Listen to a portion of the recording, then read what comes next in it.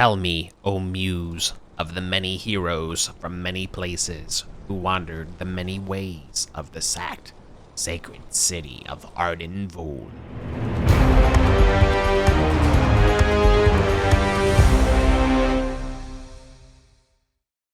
It is the 20th expedition of the Arden Vulgaris campaign. It is the 7th of Toternios. The 2 of 3 games scheduled today. It is an honor that we have a full house for this afternoon. Okay, let's go through the order of Discord. Who's here and who's playing what, as well as announce any oaths that you have already sworn. All right. Hi, I'm Shay, and I shall be playing Micah, a dwarven fighter. Hi, I'm Ed. I'm returning from this morning as Kalamanos, the level 2 seer. He has no oaths. I'm Lewis. I am also returning from this morning, though I'm playing a different character. I'm playing Olympiodorus, the first level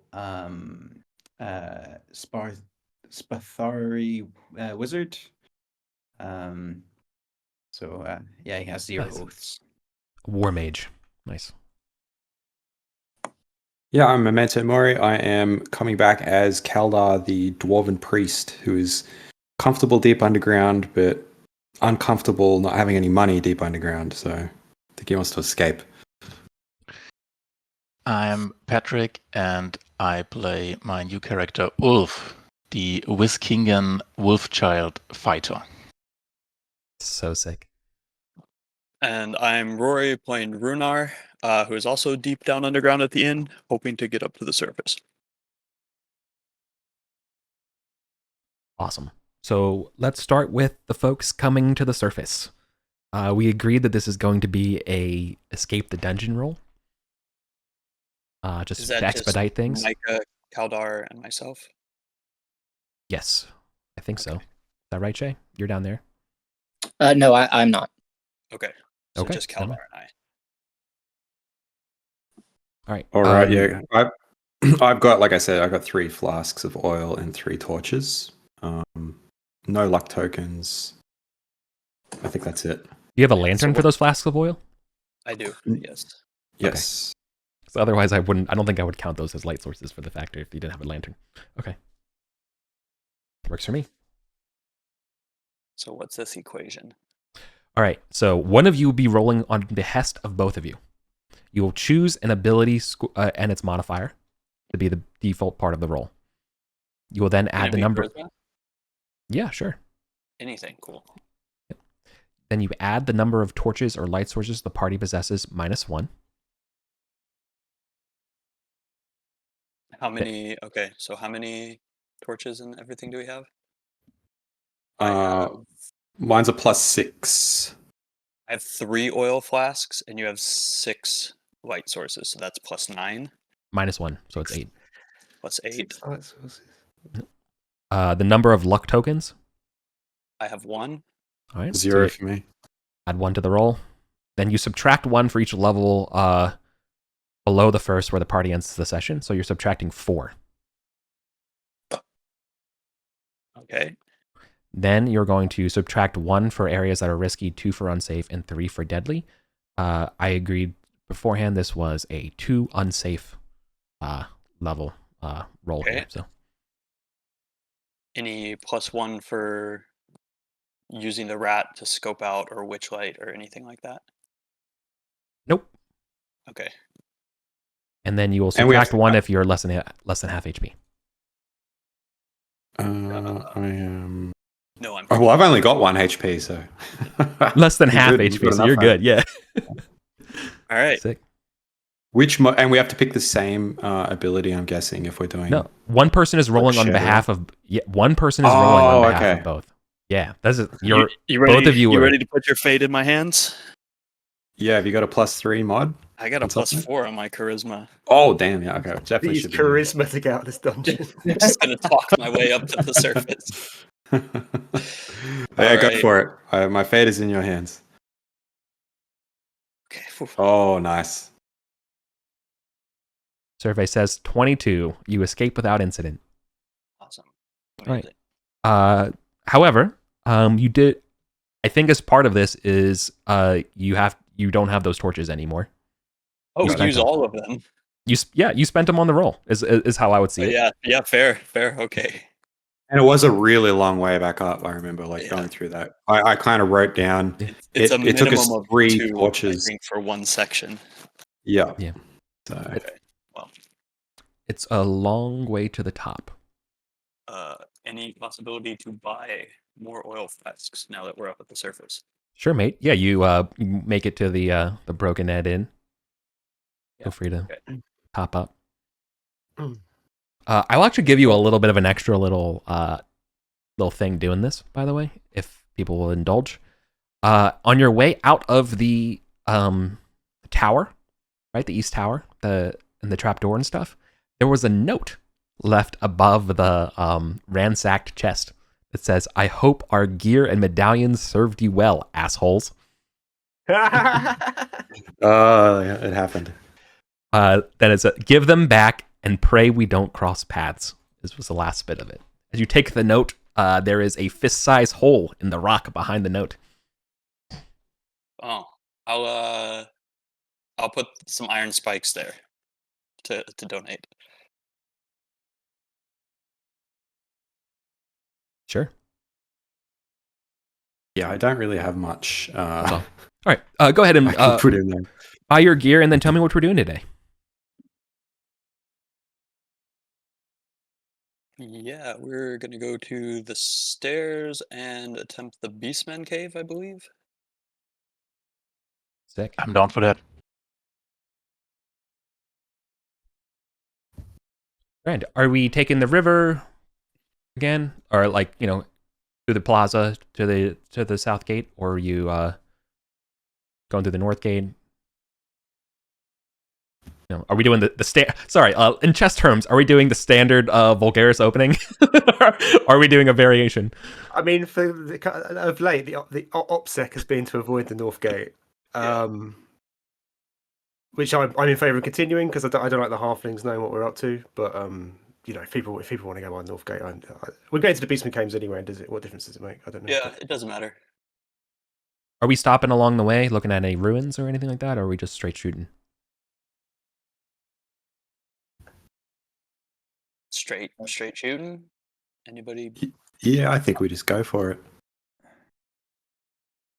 What are you going to say, Lewis? Something like you're going to. I mean, I'm always up for it. I've not done too much exploring, so I'm always up for exploring. But if the group as a whole wants to straight shot it, then let's go for it.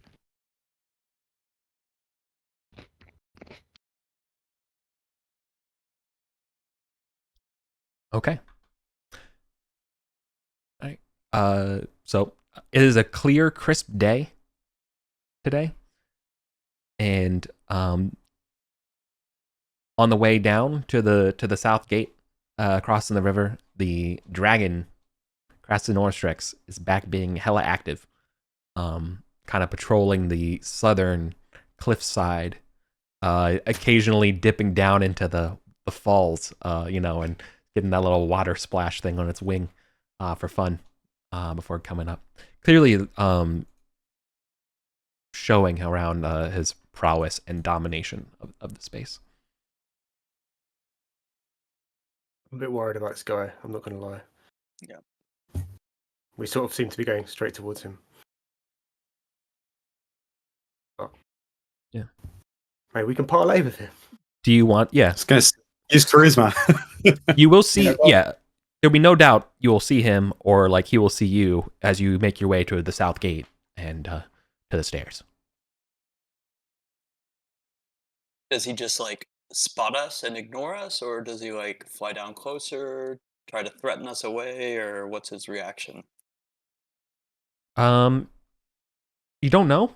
It's so indifferent, or maybe waiting to knock you all off the stairs as just a fun sick joke. So you have no idea.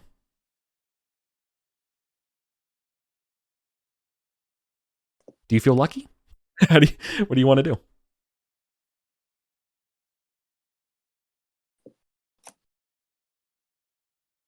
Want to try to placate him? Do you want to wait to see what he does? Just let time pass and do something else, or hide out in a ruin? Maybe we could hide in some ruins and wait for a little while just to see if we can I think that's a see good idea.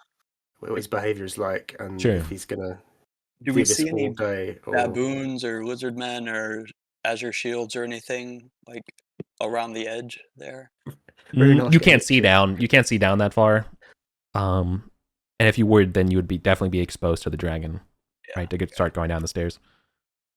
So do you want to take the hiding on the south side of the south gate here, between the lake and the south gate, or do you want to go to the north side, on the other side? There's this interesting obelisks on there. There is an interesting obelisk that no one has checked out. Yeah, let's kind of hide near here. Sure. That's totally cool. All right. Time will pass. Are we checking out the obelisk while we're waiting? Yes, yes. I kind of want to check it out. Yeah, actually. Yeah, sure. Okay. So this obelisk mirrors another obelisk across on the other side of the lake. Some of the few large standing structures. So immediately looking at this thing is obviously weather beaten. It's 10 feet square at its base, and it goes up about 35 feet in the air. Inside, like on it, are just a ton of like mythic glyphs, written all over it. Without really much any like reading comprehension required, you can see that this thing contains references to the entire pantheon of the 12. Now, we do have... sorry. Go on. Sorry. All right. So for the first 8 feet of this massive obelisk, there's images of people interacting with large lizards, as well as slaying various creatures. And then above that, there seems to be a unifying theme of the 12 that are all kind of united under a large sun.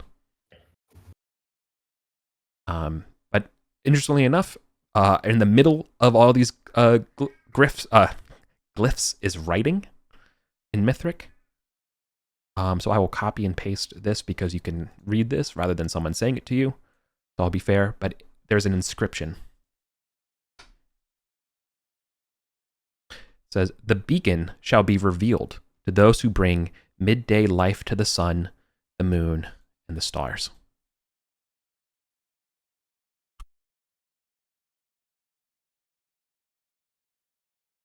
Is there I any... expect to press somebody onto it. Is there a thief here? We don't have a thief, no. Okay. Well, you're taking your time at it, and you can't help but see that in the middle of that sentence, there is a Ankh-shaped incision.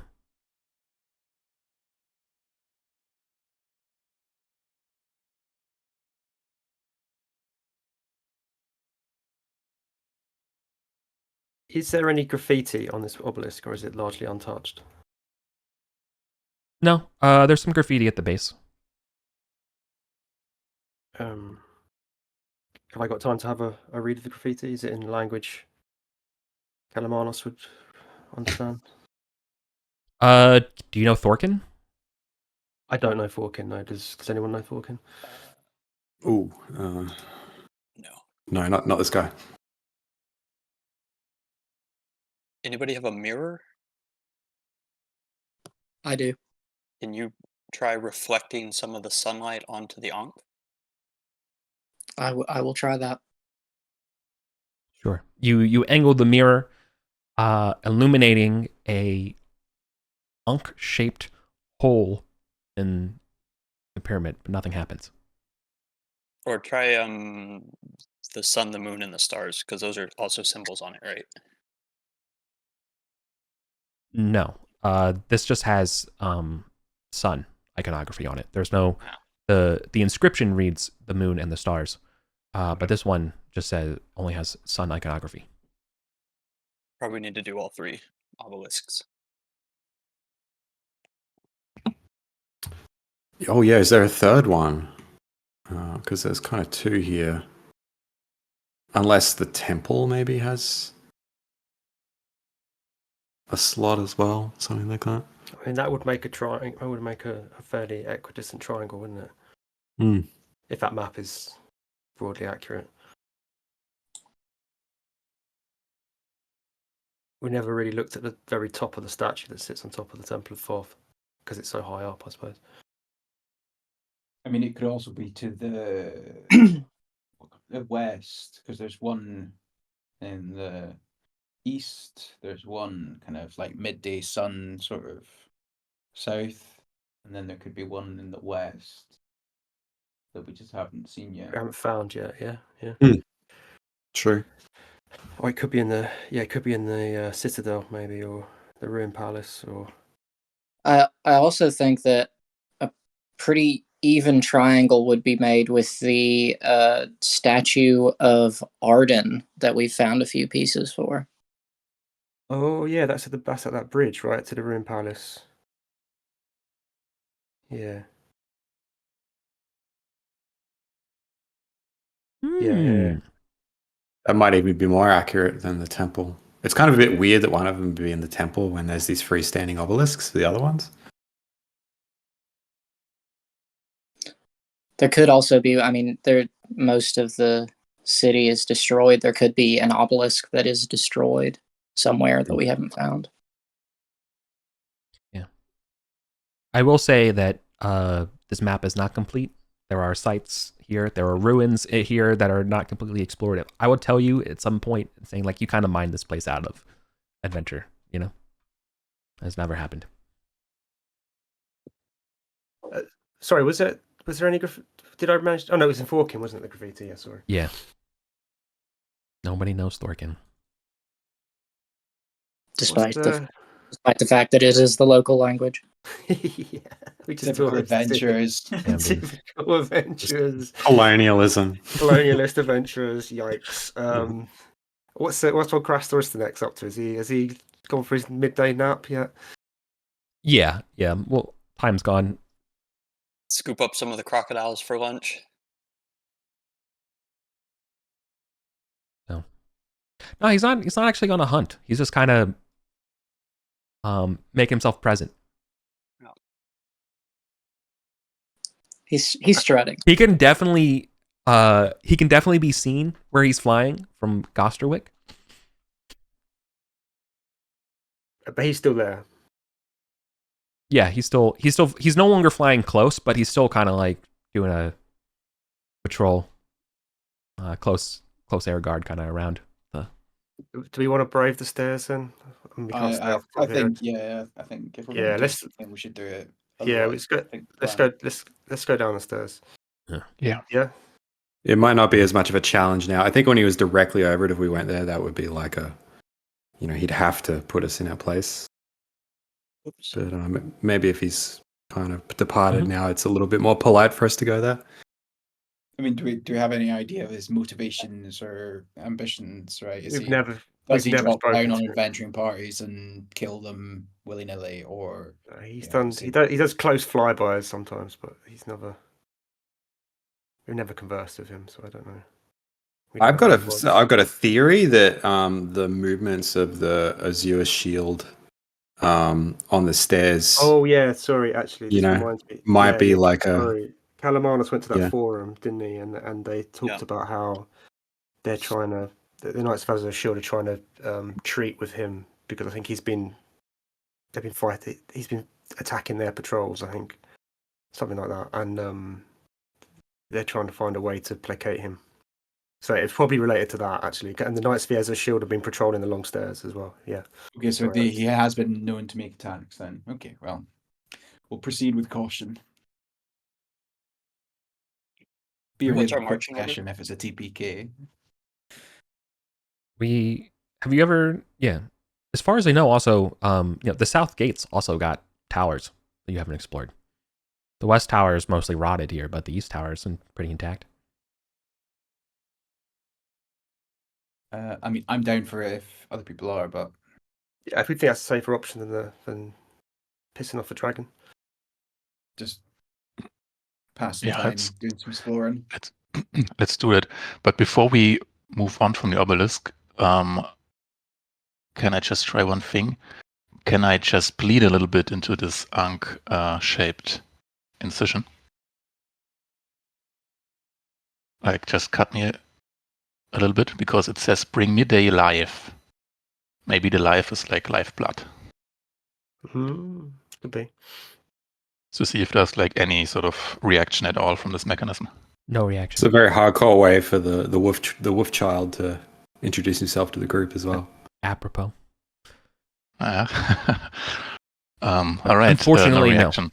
No. So I just use the blood and like paint my face, and let's go on. Let's go to the south tower.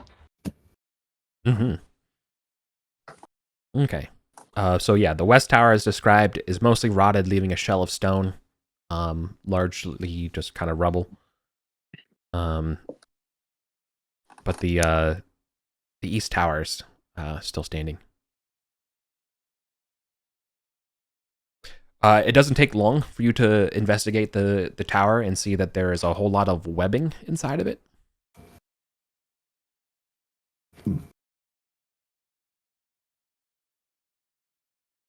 As in, like spider webbing. Yeah. Okay. Yeah, not like ship crew cargo netting, unfortunately. Do you want to light a torch and toss it in? Yeah. Try and burn some of this webbing off. I feel like it's a RPG trope to burn web. I have no idea whether it burns well or not in real life, but I'm in favor. I've made good experiences with burning cobwebs. That might also attract the dragon. Oh. Okay. I mean, we would see him coming, right? Absolutely. take our chances. And we flee. Yeah. Yeah, let's take our chances. Is there like a shut door to this tower, or is it? Or Yeah. Is it like is open portal or? Sorry. Yeah, there's a door. Standard wood reinforced with an iron bar. Are there any ways There's to a egress window. into this tower? Oh yeah, I was gonna say it's a window. Yeah. Yeah. If we're going in here, it's gonna be the door or the window. You're gonna just torch a Molotov into the window? You could also probably see, it won't take long to see that there are a ton of small little cocoon webbed beings, small little tiny ribs in here as well. A jawbone with a gray fur on the edge of it. Kalamanos, why don't you use your magic eyes to see if any of those wrapped up adventurers had anything good? Yeah, I don't know if that would work. It doesn't give me X-ray vision. They're halfling sized cocoons. Ah. I can go ahead and detect magic if we like. Yeah. Yeah. Right. Okay. I assume you haven't thrown the torch in there yet, right? Not yet. Okay. While he's doing that, can I brew up a potion for someone? For sure. Do you want to tell people how you brew a potion? Euphemistic. I get an empty flask and I disappear behind the ruins and Yeah. Okay. So Olympiodorus mutters some arcane incantations and I'm not sure if this is everyone is aware thing or I'm aware thing. You're aware. You're attuned to the cool the vibes. Yeah. Think like there's like a slight glow from his eyes and he looks around and does he see any magical radiation? You peer inside the arrow slits and it is dark and cool as the grave. Whatever magic that would keep the walls up and stuff like that is long past, leaving only a faint residue. But no weapons or objects glimmer or resonate to the frequencies of your eyes. Cool.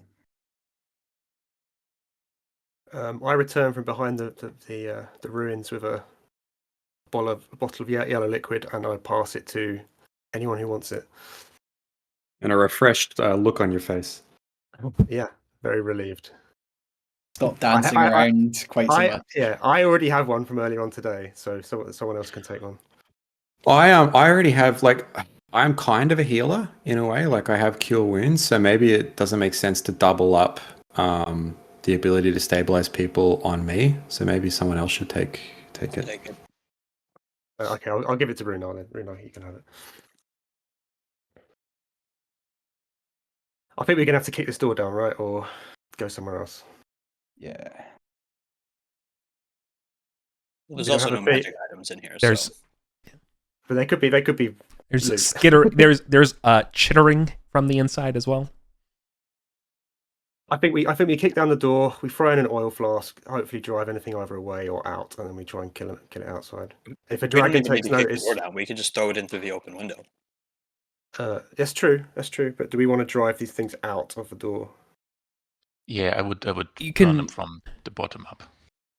You could probably ascertain that there's egress points in the tops of the ruins. You know, it's not easy for you to climb on.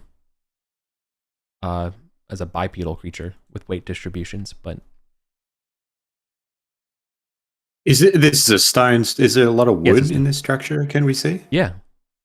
Oh, definitely. And it's all kind of on all those old. It's all like extremely old rotted wood too. It's not very dry though. Right. It's Okay. I'm just wondering if like it's going to light up and then we just can't go in there at all. It just turns into an inferno. Olympiodorus is going to open the door. Yeah. Do you see anything inside? Yeah, there's a bunch of webbing in your way. The light, it lights up, and inside definitely looks like there's about 6 feet of ceiling, kind of wavy collapse. There's bits of wooden things kind of that have jammed together. That's keeping the whole thing from falling down. Sunlight dapples in from there as well, and through the door that you opened. And lurking in the corners of the webbings are ominous shadows. Do I get just like the shadows?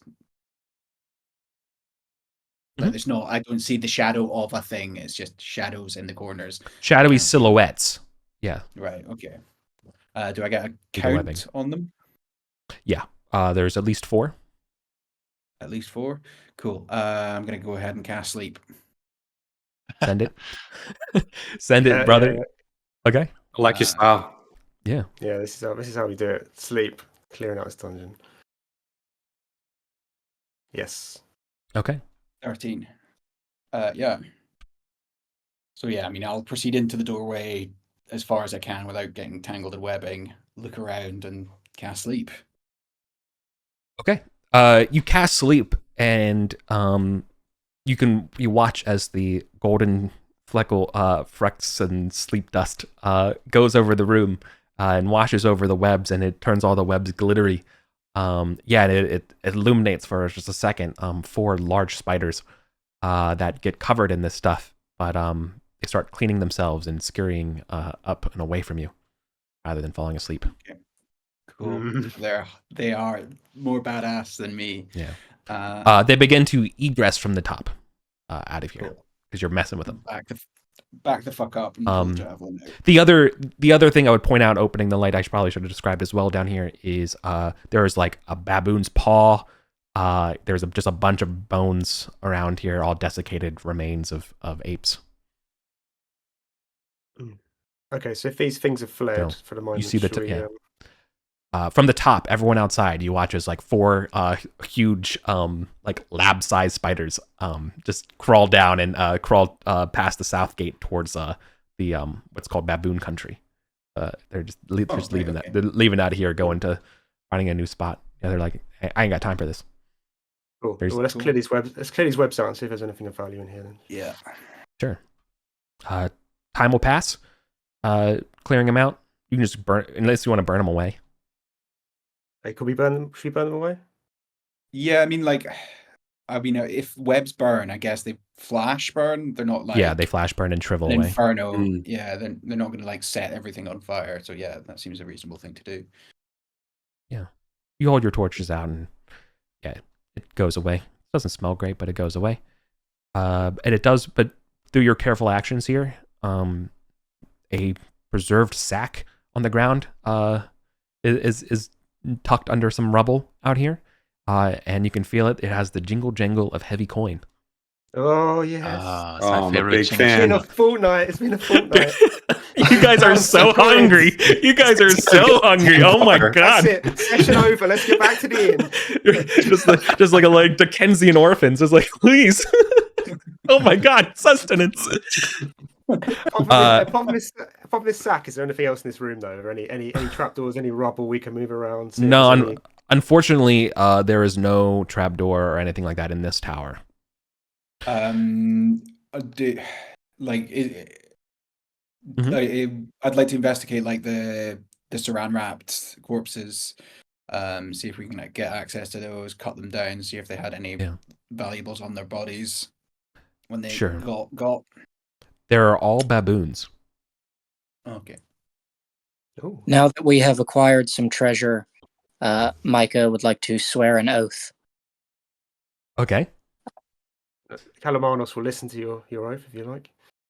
I shall cast my bounty from this delve into the waterfall in memory of Tolok and Valentia, who I failed to save. So your vow is to donate this treasure? To cast it into the waterfall. Your share of the treasure, though. My share.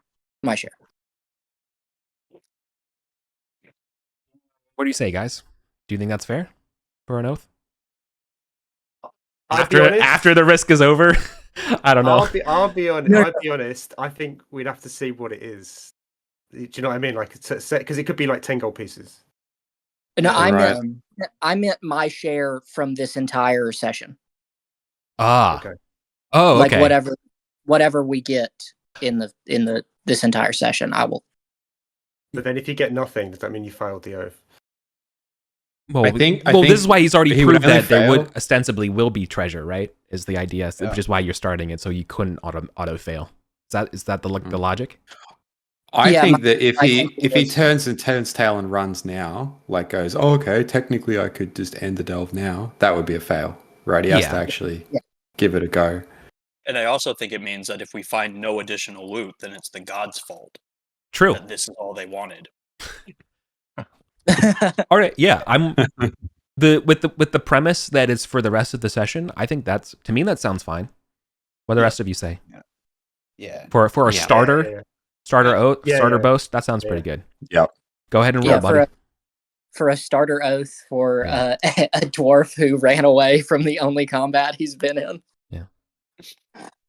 Okay. I feel like he's been holding on to that one. All right. Who pokes their head or hand into the bag? Can we just tip it out? Sure, you can tip it out. Yeah. you All right, made that tipping- sound awfully ominous. Yeah. Tipping more spiders. I'm just kidding. Coin-sized spiders. No, I'm just kidding. There are this is always like the weird part of games when you just like abstract, like this is exactly 285 feet, or like this is 45 old coins golden coins fall out. Thicker, they're about 3 or 4 times thicker than regular gold coins today. This is ancient Arcantian coinage. Specifically on the heads of the fronts of these coins, these ones have a bust, and in Mithric underneath it says Marcion the Fifth. Oh wow, that is old. Now, very old. We found these types of coins before, right? They're normally 10 times the value. Yes. Is that right? They are 10 times the value, but they are also 10 times as heavy. Right, so it's going to take. It's going to So take. they take 5 like a slots. gem. Yeah, they fit like a gem slot. So each of these is there's 45 total. Okay. So that's 450 gold. I can hold 3s. Because Kalamanos has not got any. He can't hold any. He's out of slots. But I got plenty of Despite- room, especially after I burnt all that stuff escaping the dungeon. oh yeah, sure. Yeah. Okay, well, maybe you can hold it then, or split Despite- it. Despite being a wizard, Olympiodorus has 17 strength, so he's What? He's got Yeah, this is luggage crazy to wizard. spare. This crazy wizard. This is brutal. Muscle wizard. Muscle wizard. And you've taken the Spafora thing, right? So you can Yeah, you can wear whatever armor. you want. I'm in Yeah. full play. Yeah, yeah, my dude. With a shield, Yeah, just throwing Awesome. sleep around. yeah. You need a hand free to cast spells, but yeah, that's totally Yeah. fair. Yeah, that's I'm gonna keep my weapon stored until such time as they seem like a better option. But Yeah, for sure. Total battle mage. So that's Yeah. that. We grabbed that. Is there anything else in this sack? What's that? No, that's it. Just all those coins. That's So that's decent, 5 slots total, with 100 coins being free to carry, right? Yeah, 100 modern coins is free. Yeah, So or 10 10. of Each these. one of these coins is the equivalent of 10 coins, 10 modern coins. Yeah. Got it. Okay. I can carry that. This is true for all. Whenever I say ancient Arcantian coinage, it's they're 10 times bigger than the regulars. That's a truism across the copper, silver, gold, and platinum for counting purposes. Cool. So there was the South Tower. You said there was also like a collapsed tower as well. Yeah. Wanna? Do we want to have a look at this one as well? Now we're feeling a bit more Feeling our confident. roots. Yeah. Dig Yeah, around yeah. in the rubble a bit.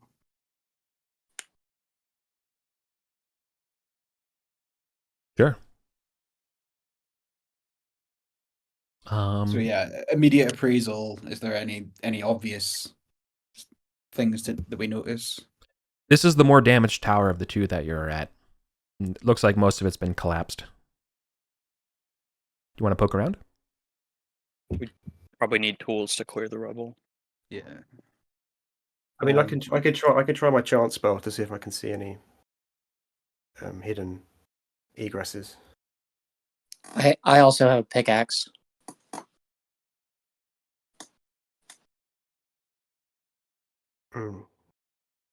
Yeah, so I managed to get my chance spell going. Great. Can I see any hidden entrances here? No hidden entrances or anything like that in this gate. Okay. But yeah.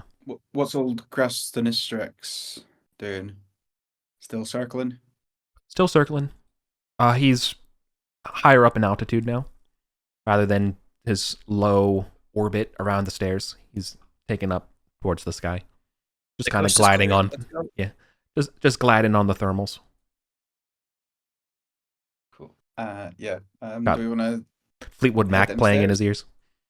Yeah, I think we should head down the stairs. If he's higher up now, I think we should head down the stairs and see what's going on in the basement caves. Sure. Okay, just a point of order as you're going to down these stairs here. You're okay. It's not wet.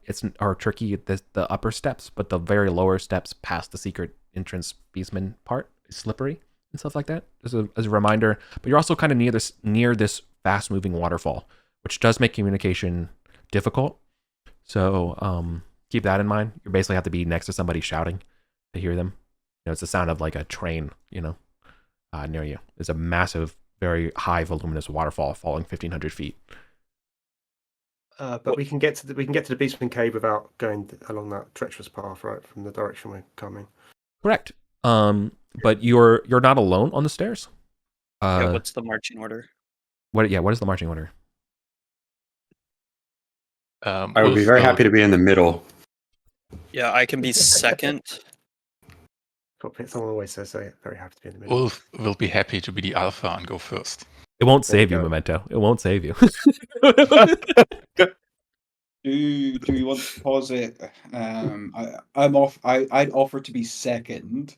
That way, I can potentially step past Ulf and sleep anything that comes up. Yeah, I think you're like our with 2 alpha. HP. Yeah.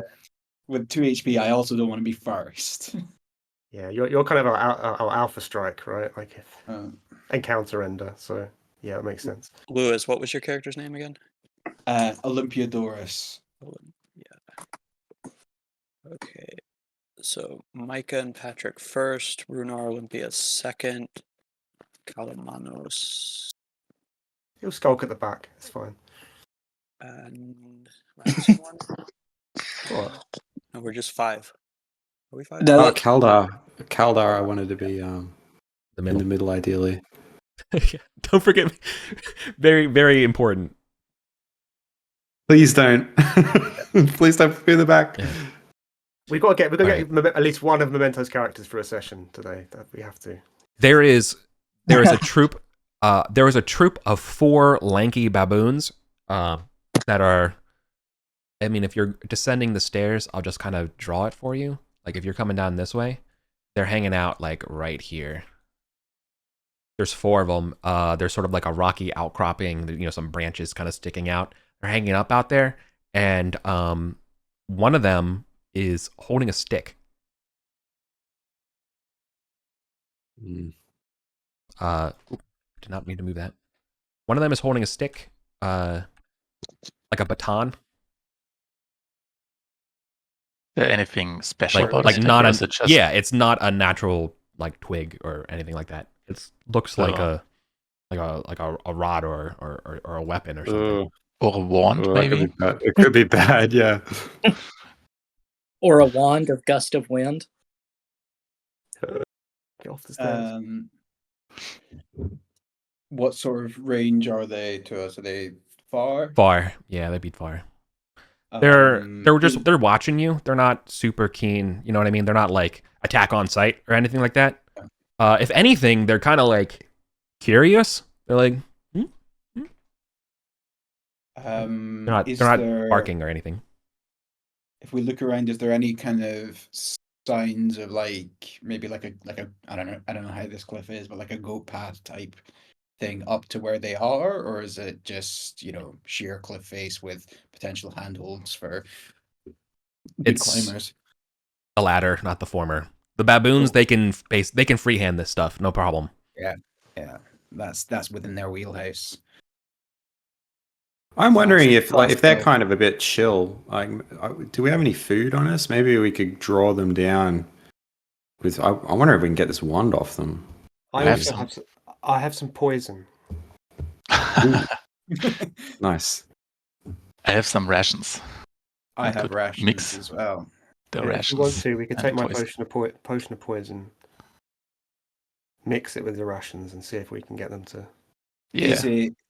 Is it a very aromatic poison? I feel like baboons have it's a a- powerful sense of smell. Well, put it this way: I found out it was a poison because I thought I would taste it to see if it was poison, and I nearly died. It's a clear liquid. Yeah. Did it have any aroma? No. It's odorless. That's how I got you. It's odorless. Yeah, Sweet. exactly. So Cool. Yeah. Do we want to like lob some rations in their direction, see if we can tempt them closer, and before committing to trying to poison them? yeah, How many rations can we poison with that? I'm not sure how many could we with this. One slot worth of rations. Okay, so 3. 3 rations. Yeah. Yeah, I'm gonna poison my rations with Kalamanos' poison. And I'm gonna get closer to these baboons and like offer the food. You want to toss it up to them, or kind of like show it to them and like put it down here and walk away? The latter, like get a bit closer, of course, because we're very far, and then like get their attention, put it down, and then get back a bit. Okay, so you've used the poison, right? I'm going to mark it off my character sheet. The one holding this the rod or whatever is definitely like the de facto alpha of the group. And you see that they're coordinating, like, ooh, yeah, see, told you we get food from these losers. And, like, as he's pointing at that, and just tells them, go down there and get it, And I can't help but imagine Ulf mixing this poison up with, like, pemmican and just like this nasty sludge ball. It is, yeah, well, it's a baboon, man. They're gonna eat it, for sure. So, yeah, the baboon goes down there and, well, obviously is going to eat before bringing it back. So, I've seen the problem with this plan, but anyway, carry on. all right. It eats some and then scoops the rest and begins to climb back. And I'm just gonna make a Constitution saving throw for it. Do you remember I don't remember the DC is for this poison. I assume it's like a 14. I thought it was 14. Oh, it's great. I should have been greater then. Okay, it fails. All right, cool. That's not great.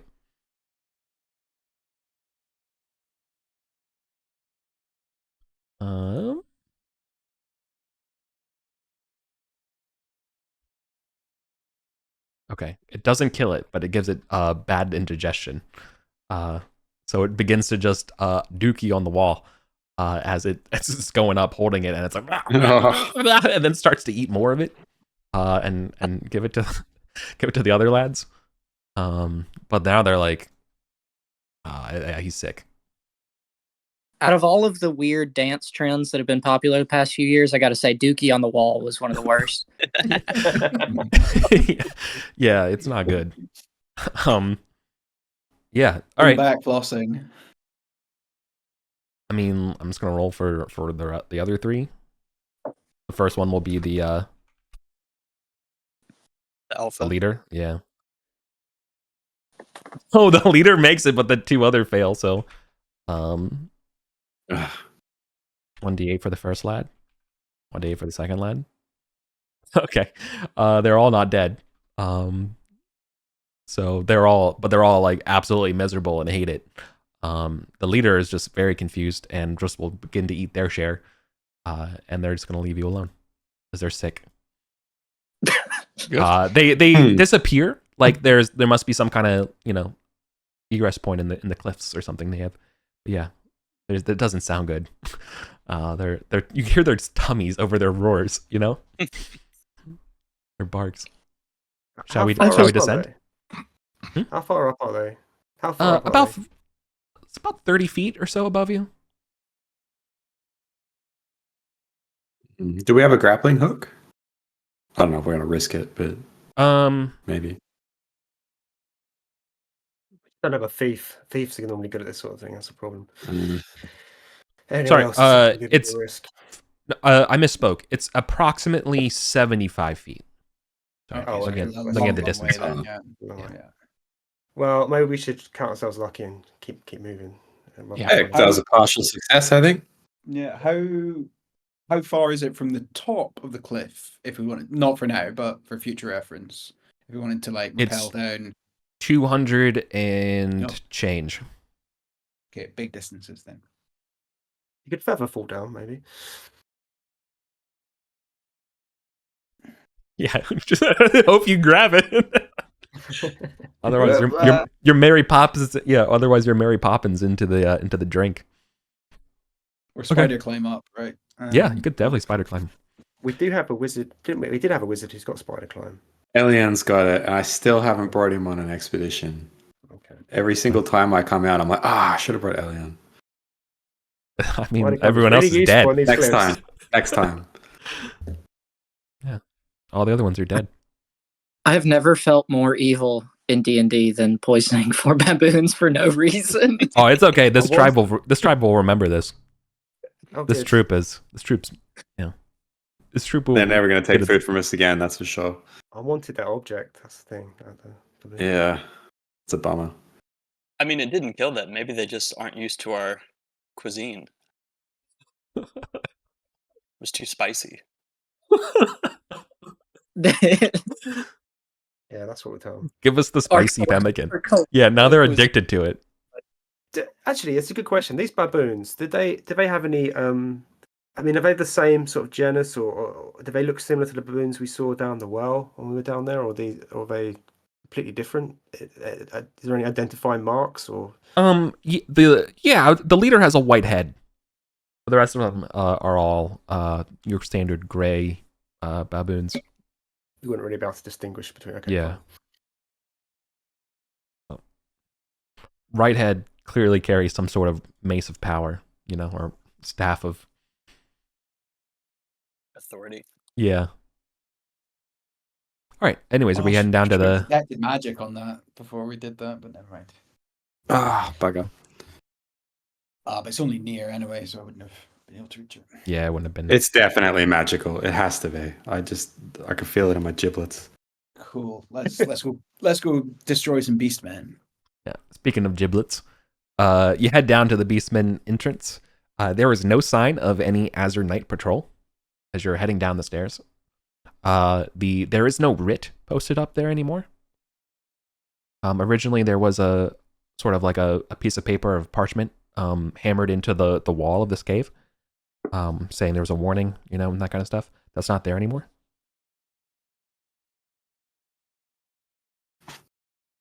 And That's as you good. Yeah.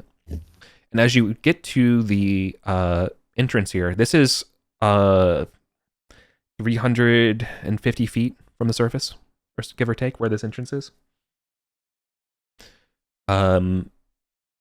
There is definitely the strong floral, humid smell coming from inside. A sense of warmth, warmth, humidity. Little bits of spores and things like that can be seen even from kind of escaping, wafting your way out. Have we been in here before? Yeah. Here's this. Yeah. Okay. I think we've kind of. This is our fault, actually. Yeah. Are these spores? Do we know if they're like mind altering or have any effect on us? I don't think so. But if you look at the Great Cavern map that we've got, so we are we're entering here. Scrolling over. If you find it, just to get the tactical bearings. Yeah. Yeah. This is like the ever so faintest. It's not like, you can't see cloud of spore kind of situation. It is, just the very faintest trickle. So just a quick summary. We're entering here. Like, we've had a few expeditions in here. This area over here is like a mushroom forest, like a rainforest. Yeah. And this passage was blocked. This passage on the west was blocked, and we cleared it, and we got into this area. When we got into this area, we found a mausoleum up here, and then we had a conversation with a fire method who told us we shouldn't be there and let us go, basically. And then the other direction, off to the east, we all nearly died in room number 10, where there are camouflaged invisible lizards who, basically raked Calamanos' face and ruined his charisma, and nearly killed him.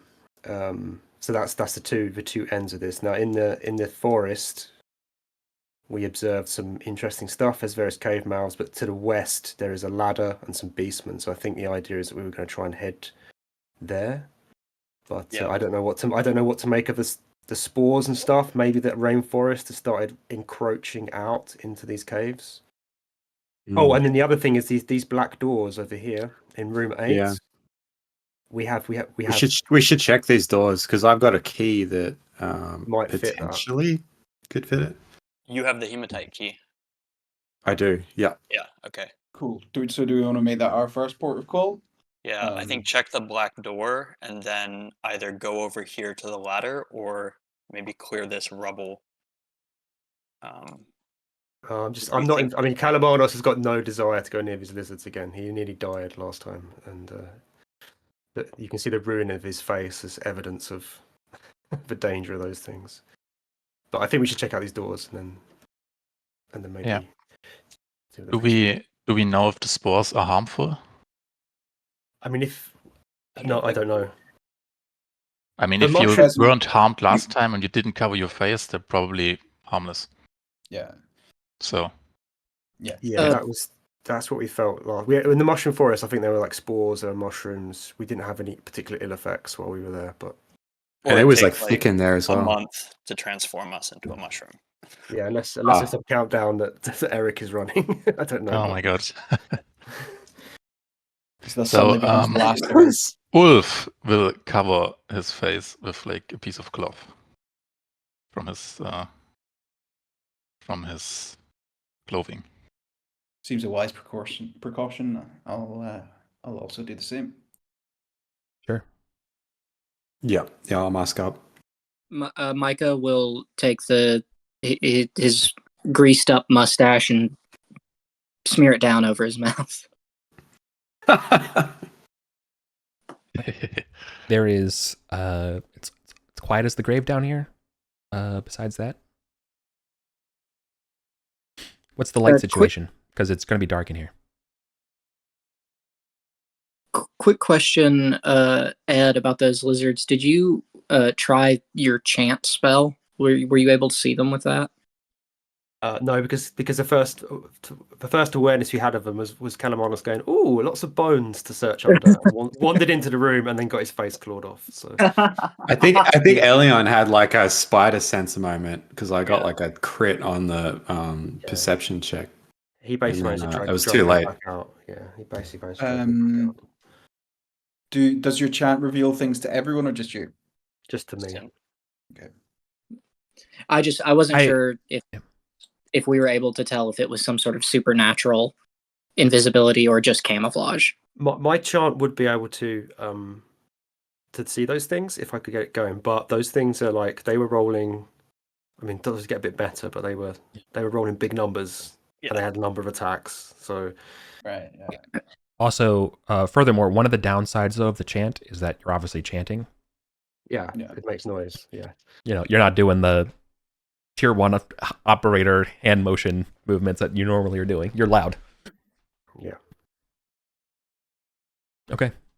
So what's your vector? What's your vector, Victor? Well, I guess we need to resolve light first, though, right? I don't have any light sources. I've expended all of them, escaping the dungeon earlier. But I'm happy to carry things if people want to hand me things. I'm gonna hand you a light source. I'm gonna hand you my lantern and an oil flask. Okay. Because I'm gonna need my shield. Yeah. Oh, I have a shield as well. I'm just gonna hold the shield and the lantern for now. Prudent. So just one lantern out right now is the only light source? Yeah. Okay. Thank you. Should we room 248? Yeah. Cool. All right. Do you want the description of room 2 again? I would like it. Yeah. I've not been here. For sure.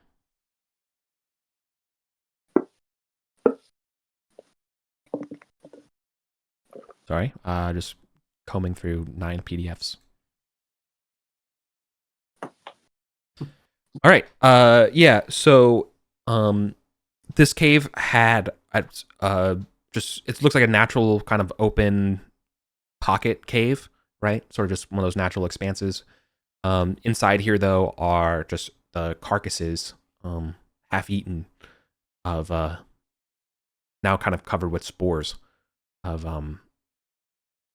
humanoids. They don't have heads or like upper torsos. It's just kind of like the bottom human feet. Whatever valuables or anything like that have been stripped off of them long ago. How recent are they? Like, are they desiccated? Or are they like? Yeah. Okay. Yeah. Is anyone here like an herbalist or a medically trained or a witch or something like that? I'm a witch. I know. Runar, you would probably get the idea that given the environment of this place, bodies will deteriorate faster. Also, if something eats it, that will also probably deteriorate the body. Yes. So, something to consider. Like the bite marky stuff, does that describe a mouth, the shape that we would expect for these lizards? Not that I've seen them before. That's it's probably reasonable. Are there any? Have we noticed any slime trails, Eric? I've seen slime trails in here in the past. But I was going to mention though, there's also some slime trails. If anything, it's not one thing eating it; it's probably several things have eaten it. You know, so there's large bite marks, small bite marks, acid dissolving. On it. Yeah. So we fought something in here before that was like a carcass crawler. It had like horse-sized caterpillar, massive caterpillar with like paralyzing tentacles. We killed it, but there might be more. So let's keep our eyes up. Is it worth a chant? Yeah, sure. I can. I mean, how far will that noise carry, Eric? Will that be like a near or far sort of far distance? Wherever you are. Yeah.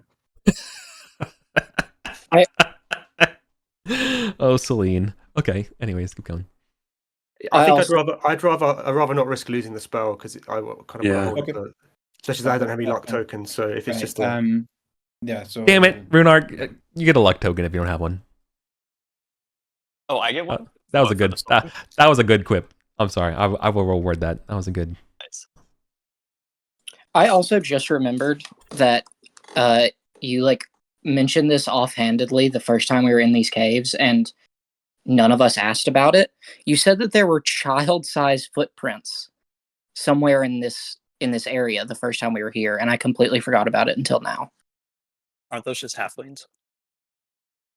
Don't halflings have big feet?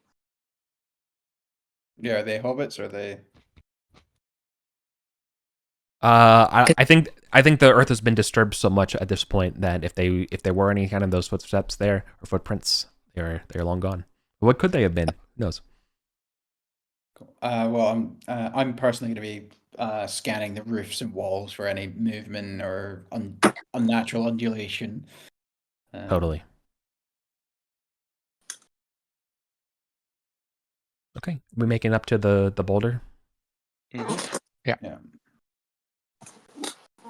Okay, so this is again we have straight lines here, but you can imagine that there's this is all natural cave, not Arcantian carved stone, right? The carved passageways gives rise to a massive, like 30-foot or 35-foot ovoid, almost like a boulder. It's not even a stalagmite. It just looks like a piece of the ceiling has fallen down. Yeah, there's just a space around it.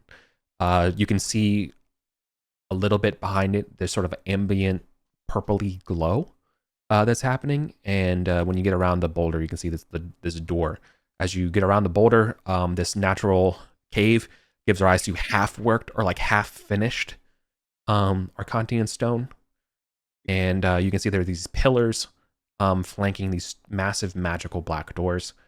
These are the ones with some runes on them, as well as some sigils, and the sigils are glowing this violet. So looking up, you said this big boulder in the middle has like fallen from the roof. Is there anything obvious in that void space? Is there like another floor above us, or any sort of okay? No, just more ceiling that your light can hit.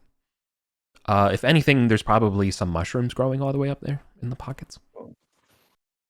No, if I remember correctly, there's an inscription on this door that says that you have to say something. Can we reread the inscription, Eric? Yes. So it's in Mithric. There's a few things on these doors, and I'll just repeat the whole thing, but I'll start with the inscription here. The inscription reads, "Speak one of the 7 to enter the domain of Tarmis." And since it's an inscription, I will copy and paste that, so because you do see it. We know. Last time we just said we got it to. Because what happens when you say it? What happens is some keyholes appear. And I think last time we just said Thoth. Or we said the what was the we said the gods. We were just like listing their names or something. Or we said the light of wisdom. Yeah, the light of wisdom was the hidden name that the wizard gave us. Or the light of knowledge. Light of wisdom. Light of wisdom, yeah. So I'll try and say I'll say the light of wisdom. I'll say Yeah. Thoth, the light of wisdom, and see if that. Okay. So, well, I want to finish describing the doors first, and then I'll tell you what happens as you say that. Eric. You're okay. So there are symbols on these doors as well that are glowing, right? The first one is that there is a feather on the western door, and there's an ibis on the eastern door, and this inscription runs across both of the doors, the one that I just said.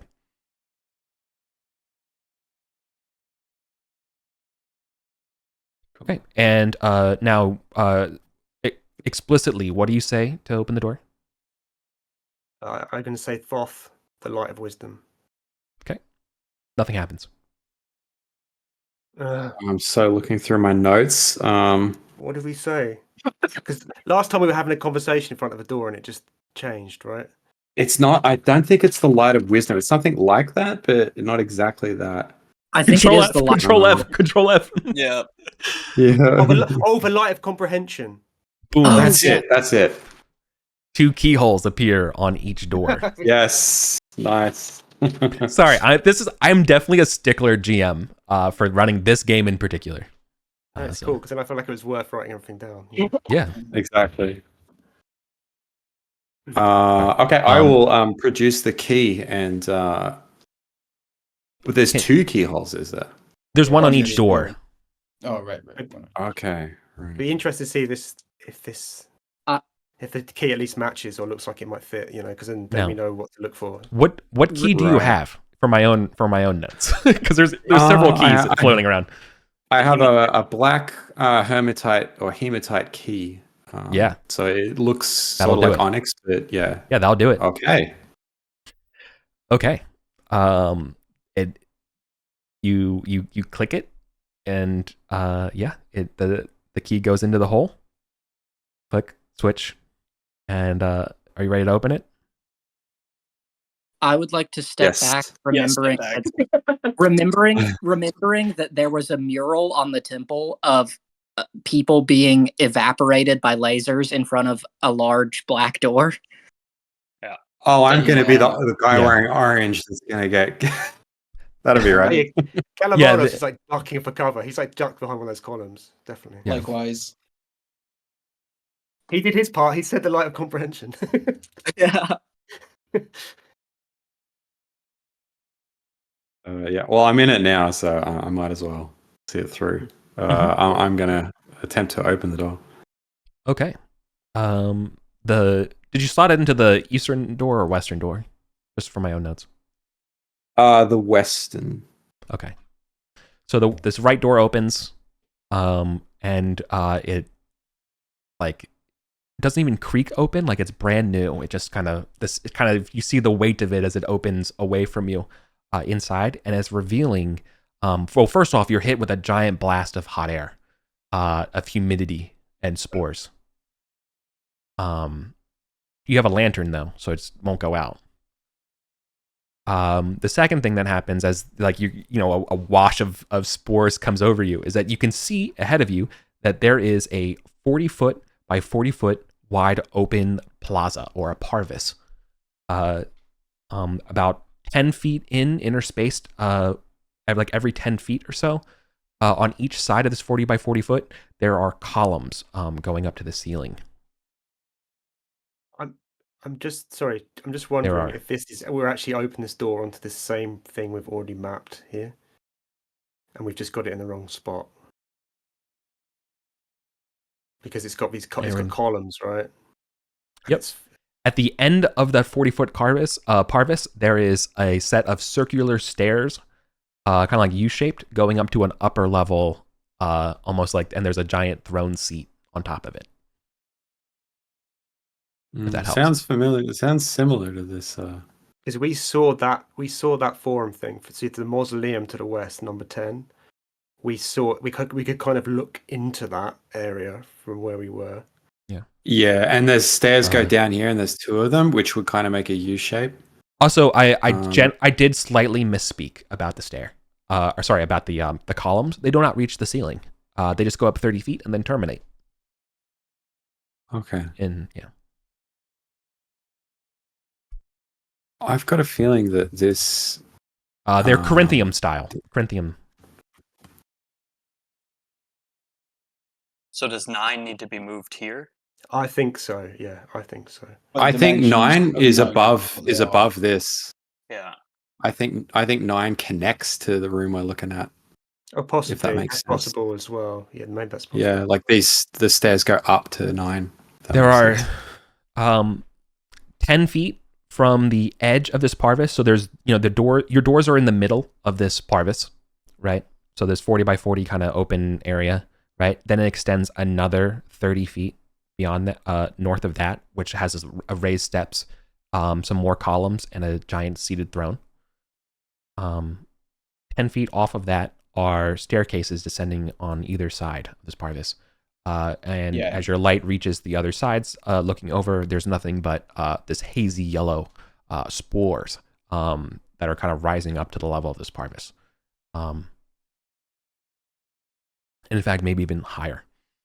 So these stairs go down? Yeah. Yeah. Looking down through the spore clouds, you can see that there are like 15 feet tall, like 5 meter plus like fungal forests as far as you can see. So these stairs descend down into just wild forest land of a myconoid forest, mycological forest.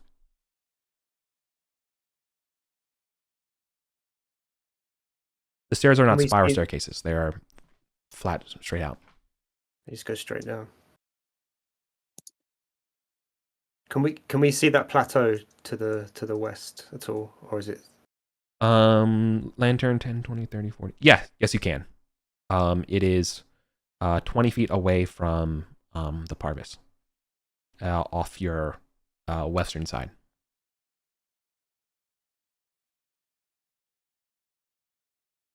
Off the western side, or off the left? Off the left, yeah. Okay. Oh, I think I get it. Like there's a plateau. It drops away.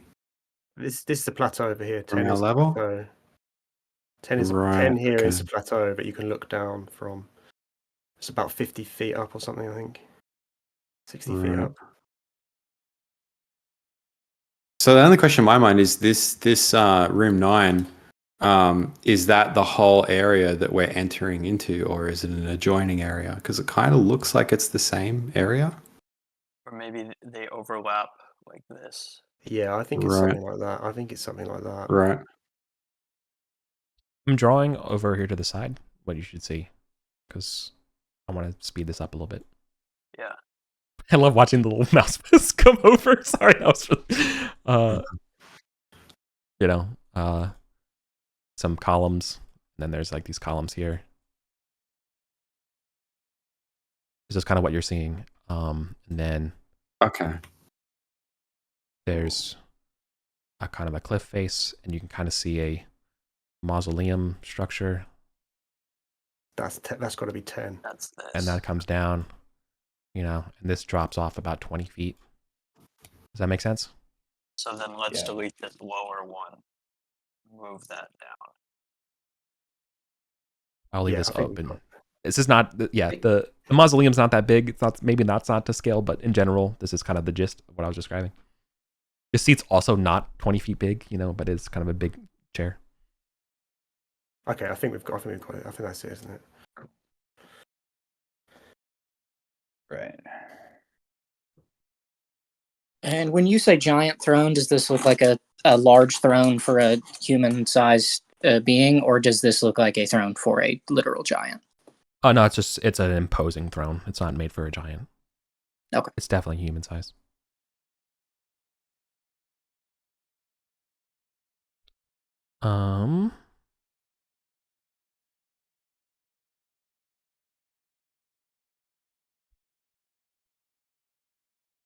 Okay. The throne is empty.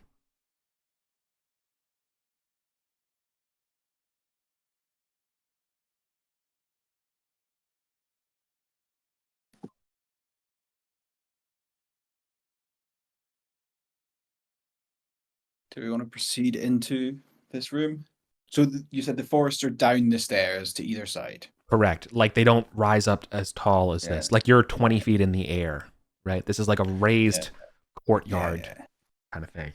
And then in the back of this, the giant throne it's also raised again. Like there's like 10 feet of stairs, and then there's sort of like it's like an upper part.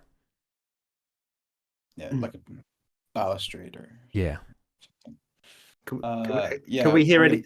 Yeah, go on. I'm going to proceed into the room and see if I feel any sort of effects of breathing this miasma. Yes. Everybody who walks through those doors who does not worship Set gets a luck token.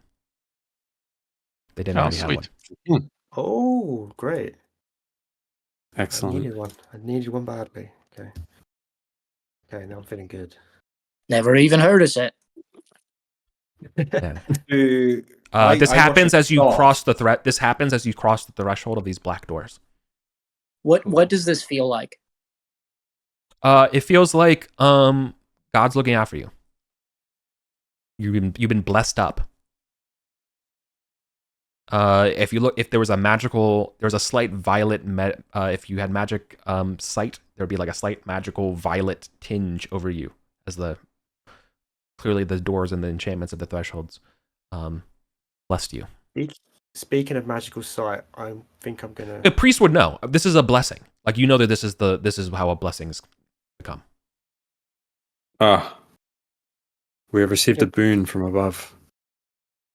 I think I'm going to use my chant spell here, Eric, to throw my gaze around this room. Mm-hmm. Okay. Right. So, but I fail, unfortunately. Okay. I'm going to use my luck token. Mm-hmm. I just got. This whole place is made out of cracked, dirty, and chipped white marble pavers.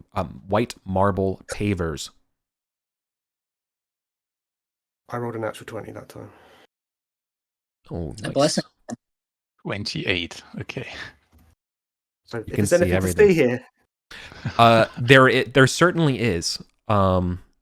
So the imposing pavilion, right, and the chair, right, definitely grabs your attention. There are these black marble pillars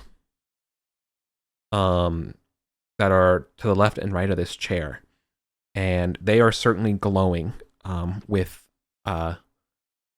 extra. Your sight is like, what the hell, has targeted them. There is a robe, or like a like a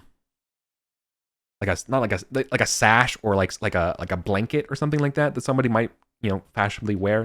But this one's kind of like dirty and brown, is left on the seat. Go sit on it, Kalamanos. You're the last person who sat on a throne in this place. I'm going to proceed into the room and up the stairs. Okay. As you get close to the stairs, there are mosaics on the floor, and they actually are animated. As you get close, they're like looping GIFs. Nice. What are they? What are they showing? So, the first one is showing you know exactly what this is, looking at it. This is the site of the long stair.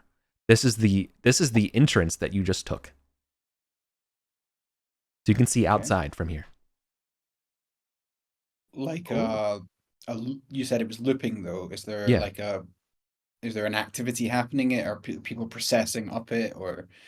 No, it just looks like what it looked like outside. Like a live stream. Yeah, almost like you don't know if it's right now, or like time. You can't. It's magic. You don't know if it's time unless you detect magic or get a better idea of what this is. But in general, right now, it's showing a period in time where the Beastman's secret entrance has its the cave doors open with no sort of like door or anything attached to it, facing outside onto the stairs. There's other mosaics as well, but if you want to ask some questions about that, go ahead. So it is the perspective of standing at the entrance to the cave looking out onto the stairs. Correct. Okay. Yeah. I'm gonna go ahead and detect magic. What sort of range is everything in this room? What's This near could and be. what's- I mean, depending how close you're standing, it could be close. But yeah, this is near. Like I would say, anything on the path here is close. Clear. Clear. Okay. Jesus. Near. D20. That's fun. Yeah, 15, 20. So yeah.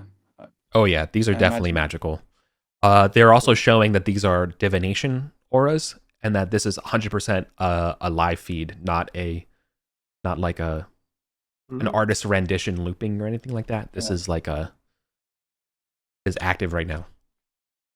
Oh, cool. Commissioning this sort of like security, or like this type of living mosaics would be very expensive and very ancient to do. Do people do? Is something people do now, or is it like lost? I would say it's mostly lost. I think maybe, yeah, it's definitely not spread outside of like maybe this would be something that like very, very, very, very rich people, like the five families, would have this stuff back in the capital, but nothing like not even the Green Lady, would have something like this at the residence. Apart from the entranceway, what else the mosaics depict? Sure. Another one's depicting a scene, a vista of a great massive fungal cavern. And you see that there is a robotic dragonfly buzzing in and out of view. I'm just saying a part of the cavern because there's nothing that will distinguish it. Okay, so that's probably the fungal forest that's around us. We know that the Kerbal Khan has an association with dragonflies, right? So that might be one of his creatures. Yeah, it's like a blocky, like a Minecraft dragonfly. Does it look a bit like? Does it look like it's? Is it mosaic detailed enough to tell if it's like mechanical, like the automaton that we saw in these caves? Yeah. Yes, it is. It is actually a very the mosaics are that high resolution. They are 4K. Oh wow. Damn. Yeah. I was imagining like a literal mosaic. Yeah. So this is basically a security camera. Yeah, so these are like CCTV feeds. That, like, And- it provides clear of a okay. And the third mosaic shows from the vantage point of the massive statue of Thoth atop the temple on the surface. Looking down. You can see 6 baboons hanging out there.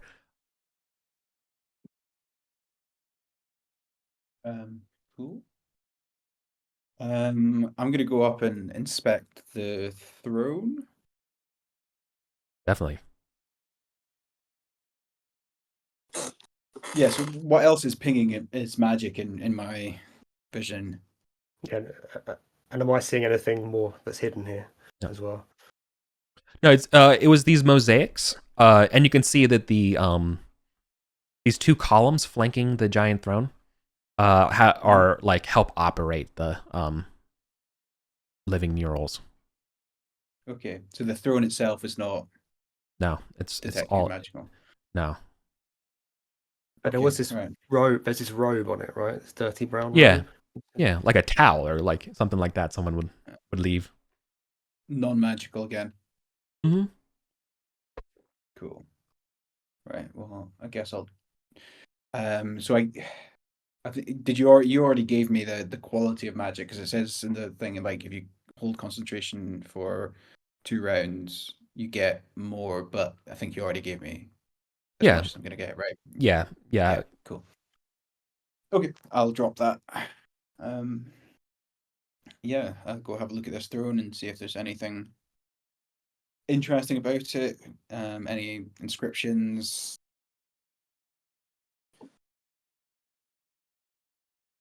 I also think that whenever we leave, we should make a point to chant/detect magic at the entrance to see if we can find what the quote unquote security camera is. Yeah. There is connecting to the device, right? Yeah. So yes, there is a ibis-headed man on the back on the throne. There is like a glyph. So this is like where like this gamer chair, like that's where it would go. There is an ibis-headed man who is curating or like sowing seeds, like doing some kind of like agriculture thing. And next to that, like over like next frame, are these human like bodies with fungus heads, like mushroom heads. Oh right, okay. So this fungus is okay. Shall I sit in it? Does that seem a terrible idea? Only good things. Yeah, I'm gonna say a prayer to Thoth and say, I beseech your wisdom. What did we say? What did we say? His secret name was Granter of a light of comprehension. Beseech your wisdom, light of comprehension, and sit in the throne. How many hit points of damage do I take? You take 0. As also your you beseech the gods and nothing happens. Can I inspect this dirty brown robe? Yeah, sure. I'm sorry if you hand it off. Looks modern make. Looks well worn. Definitely needs a wash. Okay, modern make. So this isn't some. You can tell by the thread patterns and stuff like that. Yeah. Cool. So this isn't some secluded place that no one can get to. This is well trafficked or reasonably trafficked.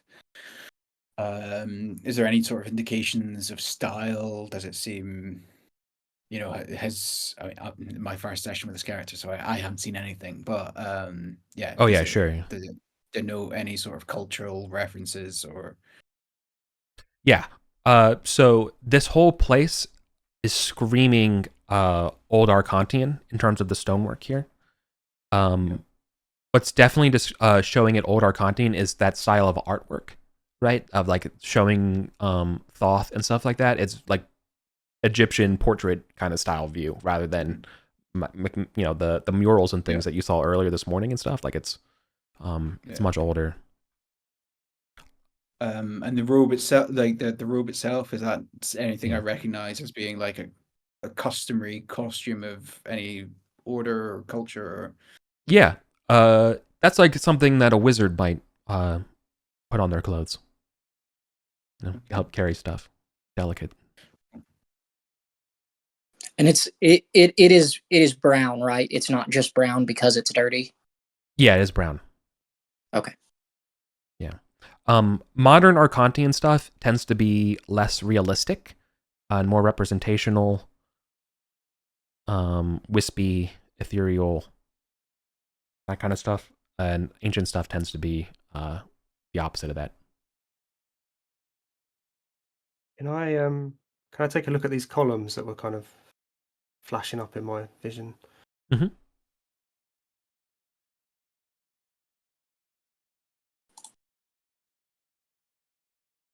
So, each of these will be depicting in ancient like the ancient Arcantian styles, similar stories that. Do you remember when you were at the mausoleum? The mausoleum just to the west of here. Yeah. Yeah. Did I note that down there?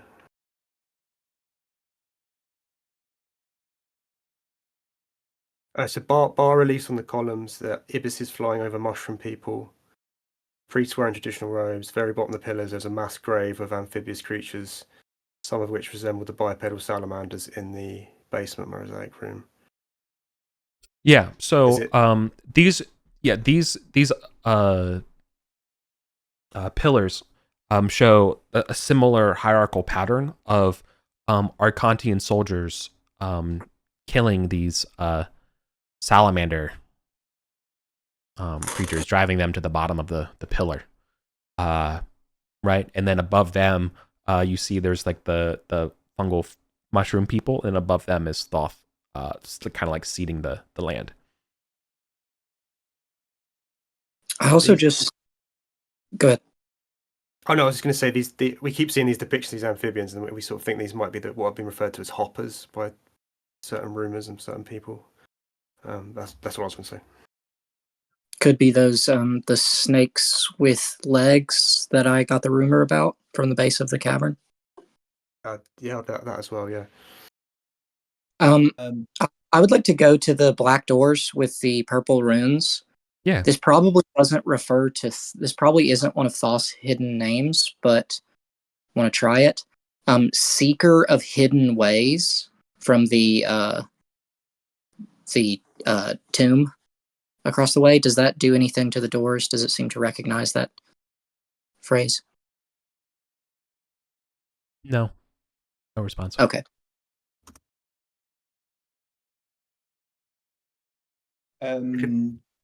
So looking, I'm just trying to make sense of the shape. So, is this a walled-in space, or is this like a big? It's open. It's okay, right? So looking out across, the vistas.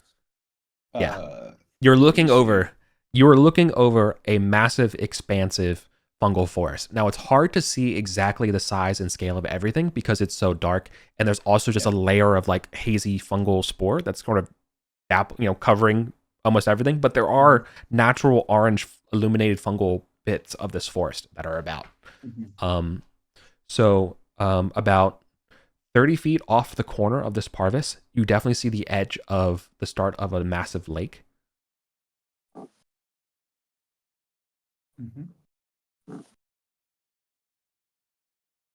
30 feet to the north. Yeah. 30 feet off the corner. So 30 feet this way. Right? Off the right corner. It extends out about 60 feet of like shore. That you can see because the spores don't carry that well over the water. Up here. There is a weird light on an island in the middle of this lake, and that lake is about 60 feet from that shore. You can see that you can't see where the lake ends, but you definitely see there's pockets of orange light at least another 60 feet from there, as well as maybe like a 20-foot sheer cliff, and there's a little more orange light above the 20-foot cliff, so there's fungal stuff across this water ostensibly as well. At least 200 feet away from you. Cool. Yeah. Is there anything else people want to investigate in this space? I mean, I just want to take a close look at these columns to see if there are any hidden compartments or catches or anything that can be depressed on them. I think a magic user should put on that robe. It doesn't detect as magic though. It does not. Okay. So there are two small little compartments inside these on each of these respective columns. Sorry, there's one hidden column per or compartment per column, so there's two total. They're identical in shape. There you just have to sort of like indented. You just have to press it to open it. I'm going to say I'll press it to open it, but if I collapse because I get poisoned, I have an antidote in my backpack. Do you want to pass it off to me so I can pour it in your mouth and not have to fish it out? Yeah, I'll pass it to Olympidaris. Gingerly accept this yellowish liquid. I'll rest of I guess I'm next. Let's say the eastern one. If I'm next to the eastern column, I'll try and open this compartment. Okay. In the eastern one, there is a small copper ring, not inscribed, plain. Aha. Hold it up to Olympiadaros. Does this detect as magical, Olympiadaros? Yeah, I can roll another detect magic. Yeah. Do we want to? Can I turn it back on? I will check the other one. Well, I tell you as a wizard is that this does not seem to give you anything from the vibes of magic, like offhand. Okay, right. Okay. Well, So, can like, I see anything? one of the you have to help remind me. But as a wizard, you don't have to always cast detect magic to detect magic, right? Okay, right. You can kind of get a vague, kind of Yeah, I'm getting vibes. Yeah, the detect magic does more to tell you the specifics of it. Is there anything inscribed on this ring? No, it's plain.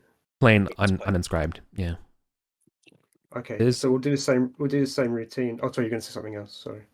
It's treasure. Yeah, but it's treasure that's hidden in a hidden compartment in a column, right? It can't possibly just treasure. Can we? I will do the same routine on the other column. See what's in that compartment. Sure. All right. In the other one, there is a. Okay, this one also has a ring in it.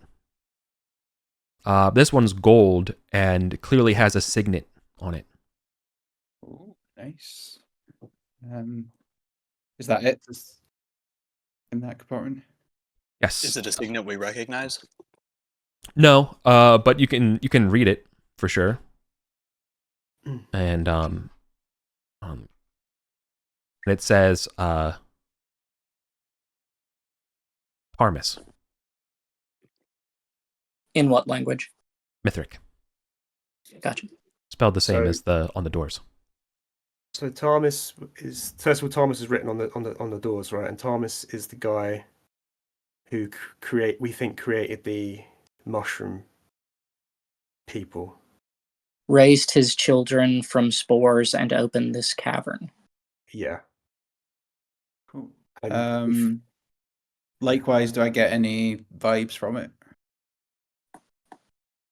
No, but this is much more like making more valuable than the other ring. Sweet.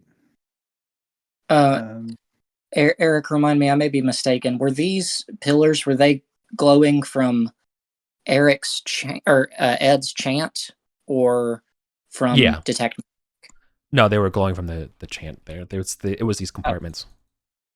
Yeah. I was detecting the compartments. I couldn't remember if it was glowing from both or just from chant. No. Good question. All right. Right. So did we pick up the rings? Yep. I stick them in my pocket. Okay. Unless someone wants to put them on and sit in the chair and sit in the front. I mean, they don't detect as magical, but it's not worth a try. Quickly slip one on, sit in the chair, see if anything happens. The Tarvis one. Yeah, nothing happens. Okay. Oh, is there any sort of place in the chair that you could like slot the signet into? Yes. No, it's a otherwise pretty plain large chair. Yeah. Good question though. The seat is completely carved out of a single block of red jasper, which is kind of nice. If you recall, I will point that out only because if you recall, that's this is like a less nice one than the one from this morning. Yeah.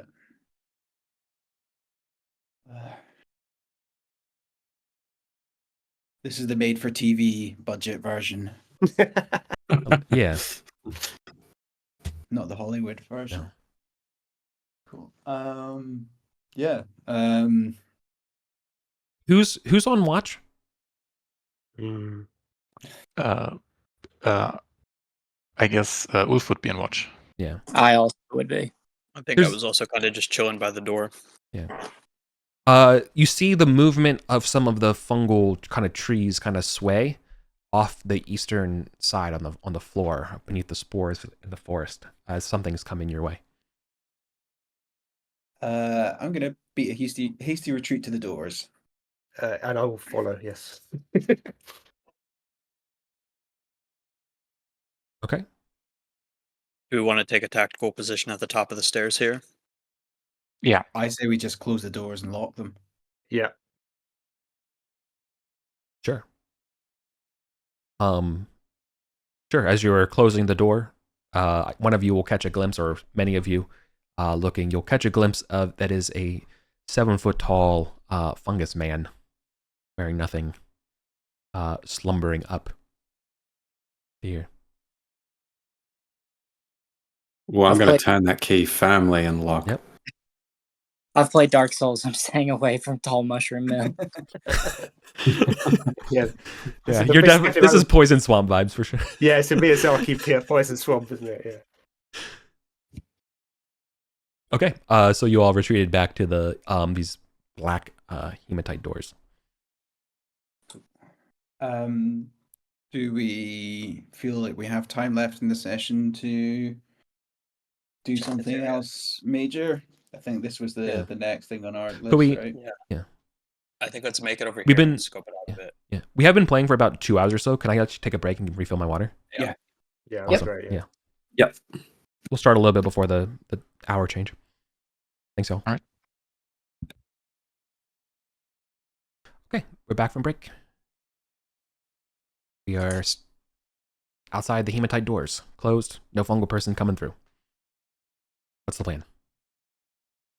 Sorry, Eric. I just thought, do we need to check on lights? Because I didn't note down We when have 8 minutes. Okay, So cool.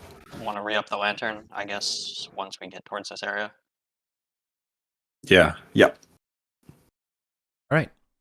We cruise down the natural caves, ancient slime trails, still present, scorch marks as well. You get to some old stone carving stairs, some defaced bas-reliefs, and what could only be described as the visual version of the Threnody to Hiroshima.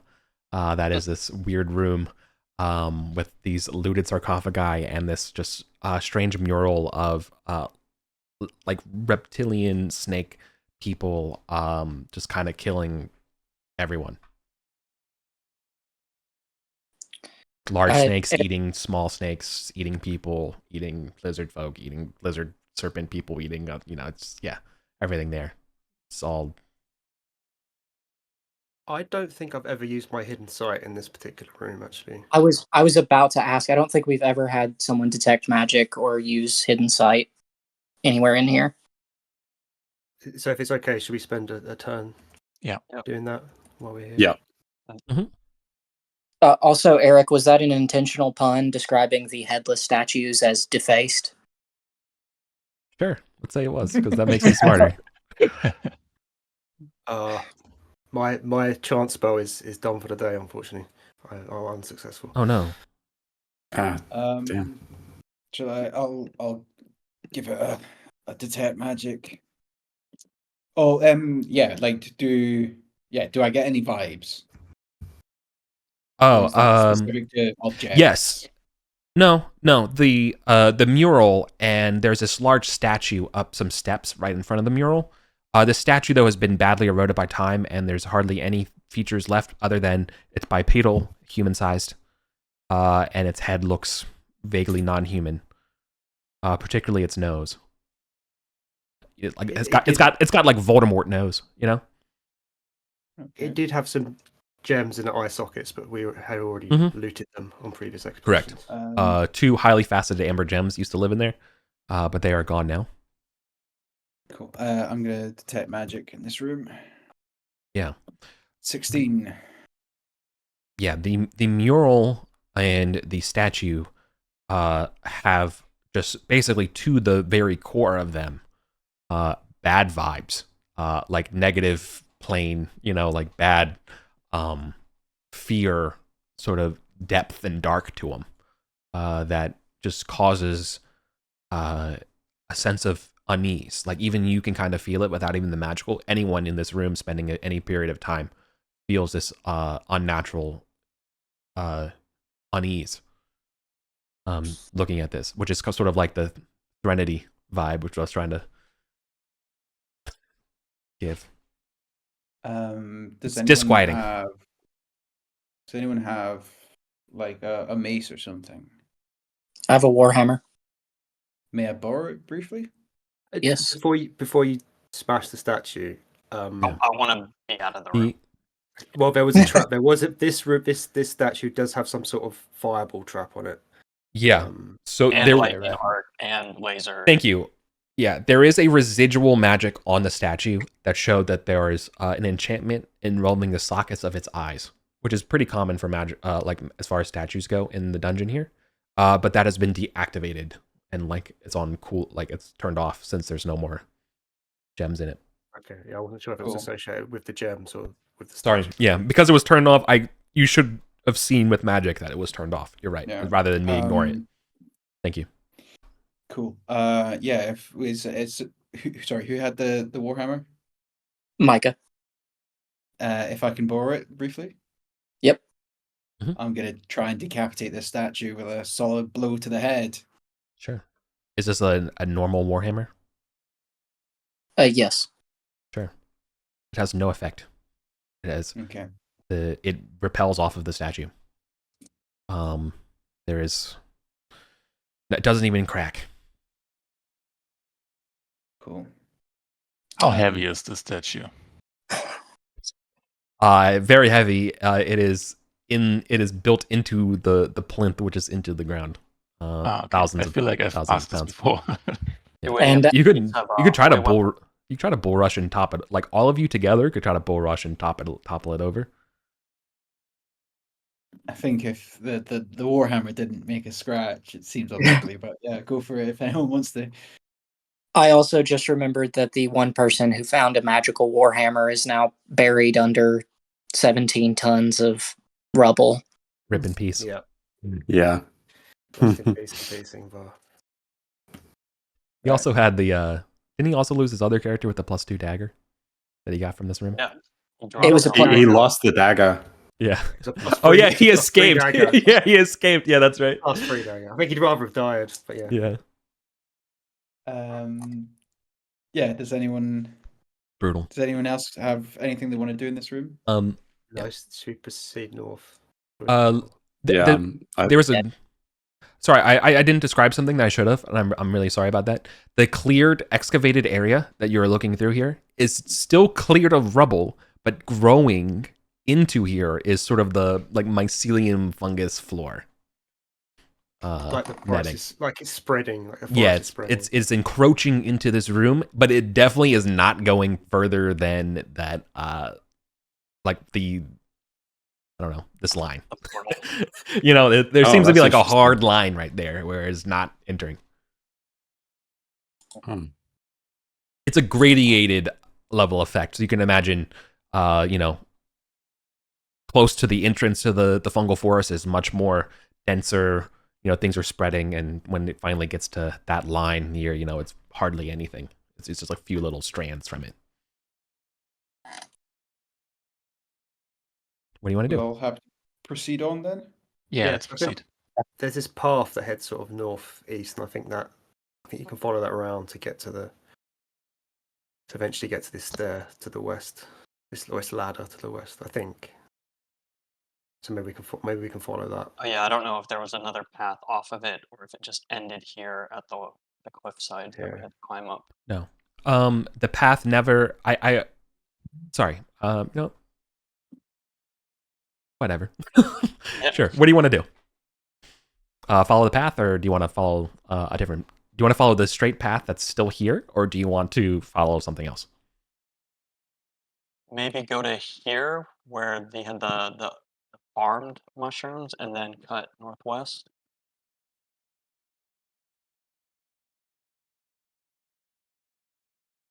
Yeah, I'm happy with that. Yeah. Sure. Is anybody looking? So it's to describe this fungal forest. Yeah. refill the torch. So 2 things. Yeah, I've done that. Yeah, I've re-upped the. Okay. Torch needs to get re-upped. Second thing is that normally you can see around sort of like a pretty far distance in this forest here, but I want to emphasize that it is so thick that and covered in sort of these spores and extra just fungal growth that it's very hard to see past kind of just what's ever in close range of you, especially down below. When you look up, you can't see the ceiling. You can see sort of like the rafters of the tops of the mushrooms, right? But then you can kind of see above that, it's like this sort of orangey, hazy glow of the spores scattering around.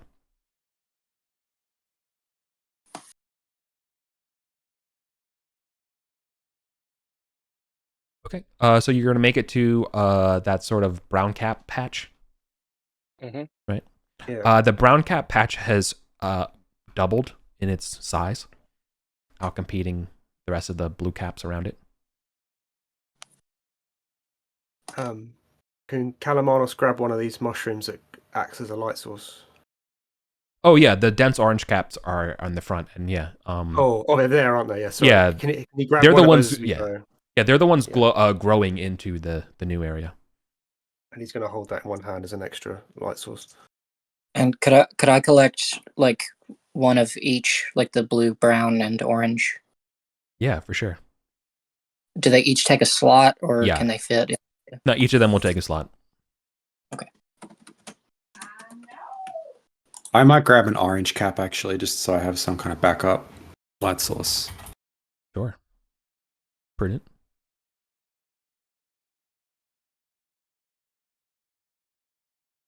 So we're going to track northwest then.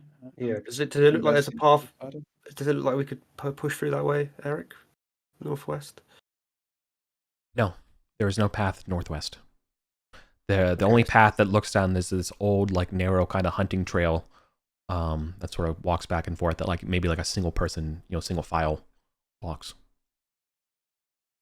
So do we have to cut through and clear this, or do we want to? I think we should carry on following the path and see if it cuts to the west at some point, maybe. Yeah. Seems wise.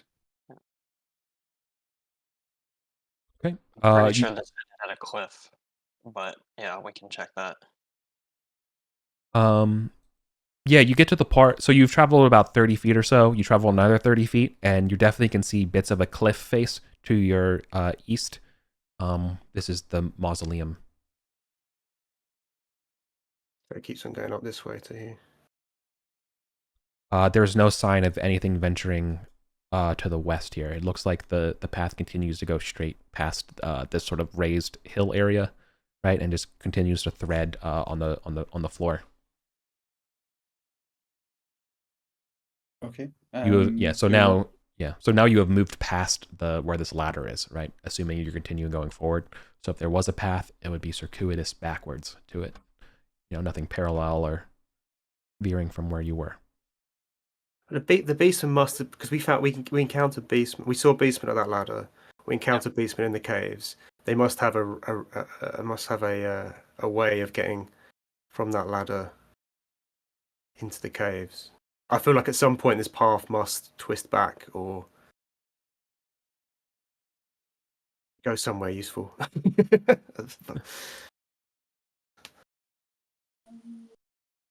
Do we want to Either way, we just follow keep that hunch then? path and Yeah. So keep following it. Yeah.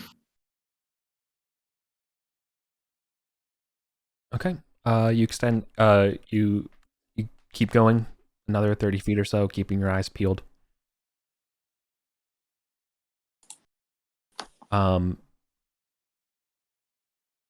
That's when you hear the sounds of approaching human footsteps.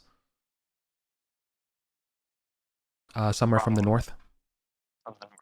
Yeah, seems to be coming down this trail, but you can imagine this trail isn't completely straight, right? It kind of zigzags a little bit, kind of like a trench, breaks up line of sight. Does it sound like they're moving fast, these footsteps? No, they seem to be going pretty casually. In fact, what probably gives them away is their light source. They're probably seeing our light source as well then. Is there like a clanking of armor and equipment? Yeah, to go with it? there's a clanking of metal armor. Is there like a tromping of, like soldiers marching, or just like pitter patter of like generically Pitter patter, maybe not generic. That implies maybe like a lackadaisicalness to their walk, but yeah, they're not like military marching. Yeah. Could be a beastman band. It could be a beastman bounder though. If they are, they're not in would formation. be, like, regimented. Yeah. Does it sound like armored boots, or does it sound It does sound like armored boots. I would say there's more than 3, less than 9 sets of kind of slight Arcantian voice murmuring, like they're kind of talking to themselves, so you don't really hear a lot. You hear like, so I said blah blah blah, and then blah blah blah, and then she was like blah blah blah, kind of happening. And do we ever establish, are the halflings, are they hobbits? Do they have big furry feet and don't wear shoes? Okay. Yeah, of course. They have to have hairy feet. I would never play in a game where they didn't have hairy feet. Okay, so I'm still confused as to what the childlike footprints are, but that's beside the point. So you want to run away, or should we engage? No, I think maybe we should. We should maybe parlay with. Maybe they're adventurers or. It sounds like they are. Potentially another encouragement event. But So- Cadamardos is does not want to be the one, because he's not, his charisma is not great after his injury, so he doesn't want to be the one. I'm quite charismatic. Well, Ulf will cry out, "Oi, who goes there?"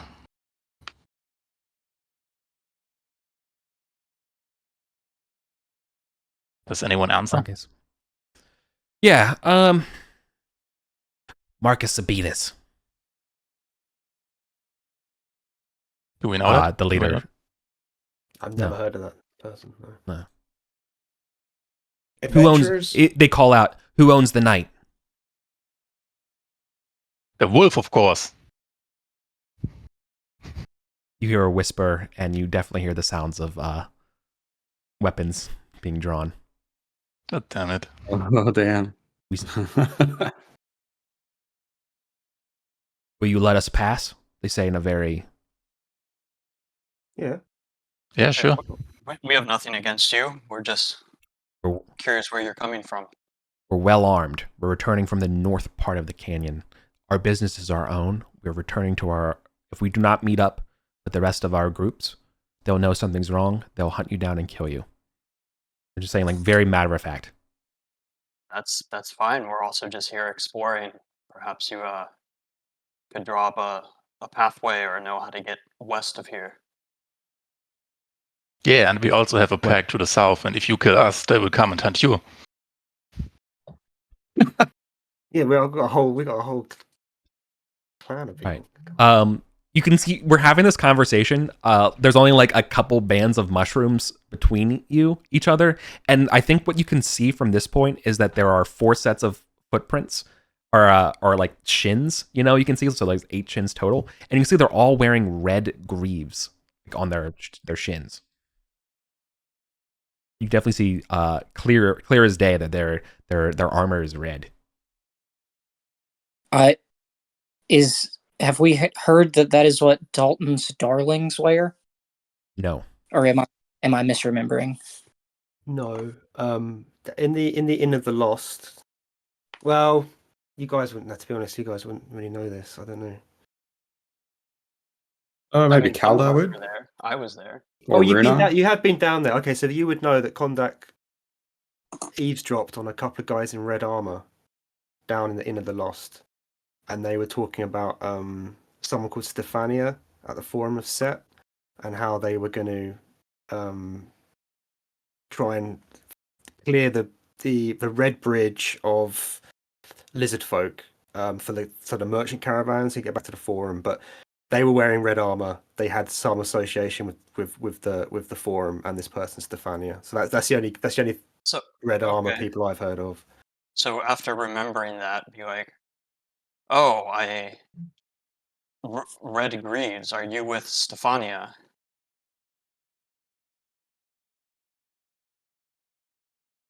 We heard that that their troop was hired to clear out some lizard men on the bridge. Who told you that? It's I've heard no common such knowledge. thing. Common knowledge down at the inn of Isocorix. Isocorus. You've been to the inn. Okay. Why so surprised? There's a tinge to your voice that makes you sound like this is your first time in the Great Cavern. There's a fear among you. You know us elves, we always sound young and youthful. And weak. I'm assuming he just muttered that under his breath. Yeah. Oh. Let us pass. Yes, of course. I mean, Yeah. we're also down here exploring, just like you. Forgive us if we keep ourselves armed as we pass. It's like Give us understandable. give us a likewise. breath and yeah. All right. 4 guardsmen. They are dressed in red foreign scale mail armor with red coifs and red greaves and boots, as I described earlier. They seem to be decked out in like, you know, they got a spear in one hand, a mace at their belt. Each of them has a crossbow as well as a shield on their backs. One of them is carrying a torch out right now. Another one has a light spell going on its belt. And they seem to be their packs seem to be pretty full and jingling. Eric, I have a question. Yeah. You described their scale mail as foreign. My background is a far traveler. Would I recognize this from any particular? Yes. This comes from the red deserts on the western side of Earthriman. Gotcha. Yeah. These are you've heard that there are followers of a cult out there in the wastes that follow someone called the Red God.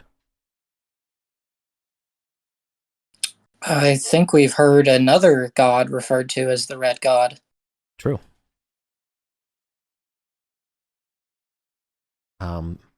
Is that as a priest you would so this would be for Memento. As a priest, yeah, you would know that one of the names for Set is the King in Red. Yeah, I think I've been piecing this together quietly as they've been like, who owns the night? And then, yeah, these different elements come together in my mind. But I think based upon how their demeanor and their armament, maybe I don't select this as the moment to voice anything. Plus, I think I would regard such a god as distasteful. Yeah, as they pass you, they definitely don't seem like this is their first rodeo either, but you do outnumber them. So they are definitely going to be guarded and warded. There's no like surprise attacking them. We would go to initiative if you wanted to ambush them. But I would also point out that they want to share something as they part as a thank you. They'll mention to you and say, well, if it's true what you said about Stefania, come find us when you find the first secret. Interesting. Okay. Clearly, you gotta be a bit clearer on that. They're clearly implying through their laconic voice the first secret of Set. Yeah. Yeah, it's like the first secret's like a proper noun. Calamanus would ask, where would we find you?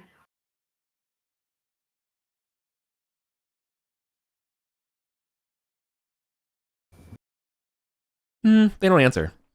Okay.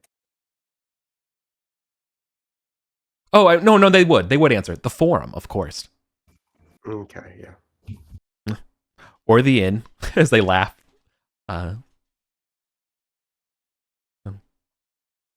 Referring to the Inn of the Lost below.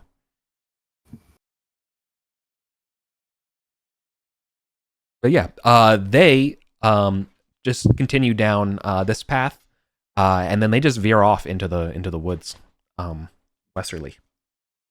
There's no trail for them. Just Oh, so they just headed west. Okay. test out, trucking through it like it's nothing. Yeah. Are you gonna? Yeah. They seem to be going the same direction you're hoped to be going. Do you want to follow at a distance? I would I like think to what- follow, but maybe slightly at a distance.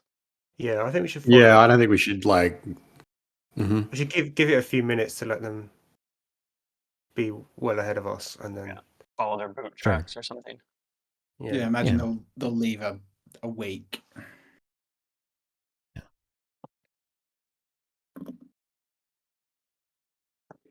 They all right.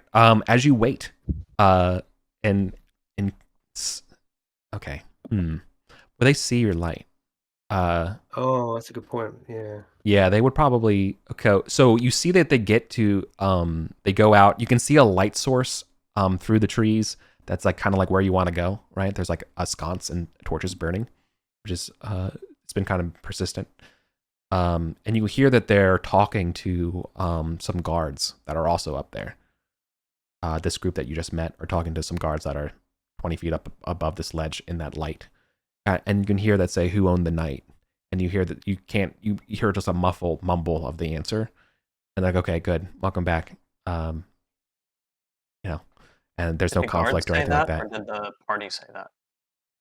No, the guards above asked a challenge question, right? Yeah. Okay. But unfortunately, you didn't hear the answer because they kind of spoke it quietly.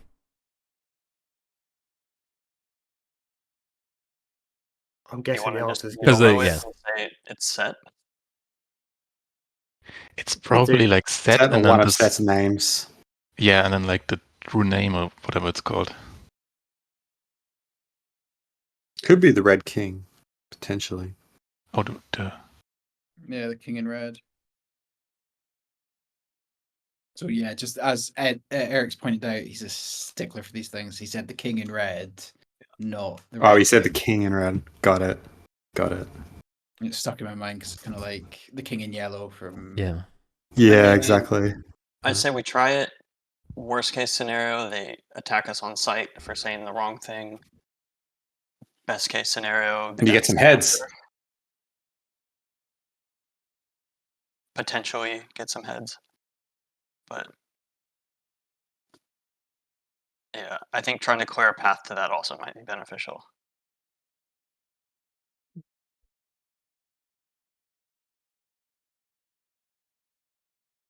Sure. Enough time passes where like the guards that you met in the forest are gone. You know, Marcus Sabinus is gone. There's 4. Marcus Sabinus. Okay. Well, I guess we can try it, right? The alternative is that we go north, continue north to see where they came from. Yeah. Okay. Cool.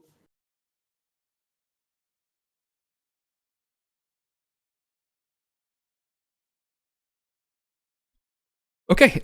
We creep towards the stairs and the span. Again, this is about 25. This is 25 feet up from the first forest floor. There's this ladder that goes up.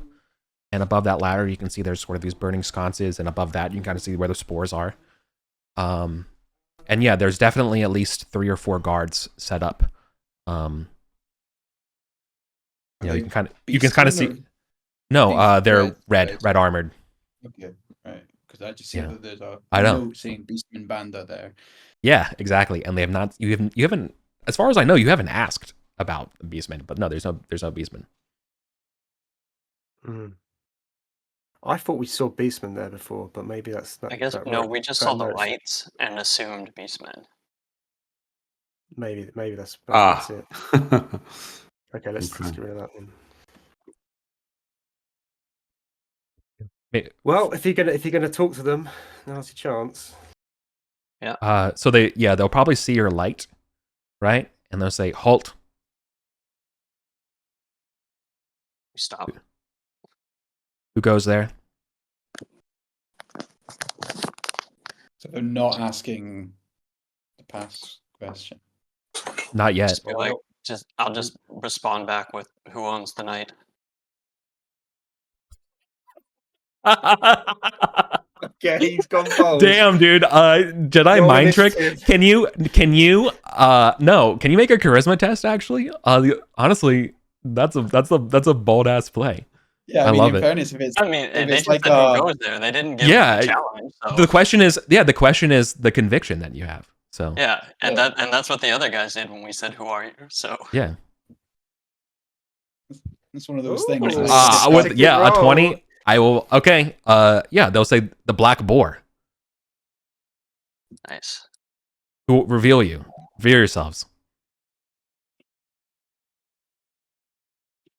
Then we just walk out, I guess, into their site. Yeah. Spies from the inn. Go ahead. Okay. I'll just head up there. Yeah, they'll let you pass. Oh wow. Okay. Yeah. Nicely done. They clearly think that you are spies from the surface. Cool. Oh, spies from the surface in. Yeah, Yeah. right. Yeah, like allies from They're above. spies or are right? All right, okay, They right. think we're spies. Yeah. Yeah. We're undercover setites, right? That's what they Yeah, that's what they think. Exactly. And this is all due to your conviction. All right. Amazing. Cool. Okay. So this passageway extends literally. It's a straight shot. It's 5 feet wide. It goes 70 feet. So pretty much as soon as you get up there and you go past their little there's a little outcropping lip of this cave where they're kind of set up so they can look down or knock over the ladder if they need to or anything like that. But then further back, 70 feet, you can see that there is the start of a 20 by 30 square vertical or rectangular room. And you can see over there's another set of lights burning, and there's sort of like a small little campfire kind of setup going, and some extra folks in armor, or at least half in armor, kind of relaxing, talking around a fire. Oh man. There's a couple boxes and things like that as well. Obviously there's a bunch of supplies in here. There's no doorways, or is this a cave or just an outcropping in the woods, or what? Sorry, it's 20 by 30 vertical, not horizontal. There's a door directly across, continuing on, but otherwise this is besides 2 guys on duty. There is in here I think you would note as you are approaching this room and you're going past, there is a lid of a footlocker in here with a sheep's head on it. Okay, so we were wondering who took that from the footlocker in room number 1. So it must be these guys. And you said there's people chilling here. Yeah. They'll shout out and say who owns the night. Say the black boar. Yeah. You're like, you guys do this every 30 feet? I'm like, can't be too careful these days. Is the lid broken? Yeah. This lid is doesn't have any sort of. Be like, oh, I saw you found that third cohort footlocker. You want me to fix it for you? Worth a lot more that way. Nah. They just look at each other like, nah. All right. Sheepy's mine. They just pat it. I'm gonna turn into a shield. That sounds cool. Yeah. You said there were boxes here or something? Yeah, so there's boxes and sacks of supplies. You can see almost at the top there are freshly harvested mushrooms at the very top. Below you can see there's more just general not pemmican but other types of supplies, food, flasks for oils, torches, spears, crossbow bolts. Stuff that you would need for a guard duty. Harvested? They have mostly blue. These lightly smaller blue ones. As a witch, I think, and that you would know from these stuff. These are cloud caps, or anyone like kind of scholarly would probably know or familiar with alchemy. These are cloud caps that you harvested because they're the most delicious tasting. Yeah. Okay, and their value is as food. They're not. Their value. The beastmen love them. We can trade with them for those. I have a feeling these guys might have eliminated the beastmen. Maybe. I wonder if they've taken over this area. And I wonder if that's why we had the confusion with the beastmen marked on the map. That we saw beastmen here previously, and then the beastmen have been forced out. Maybe they're at war with them. I don't know. Be like didn't the beastmen used to have this place? Like, you guys must have recently moved in.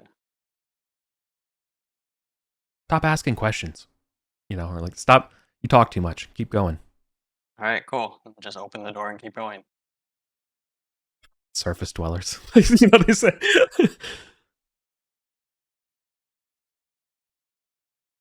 All right.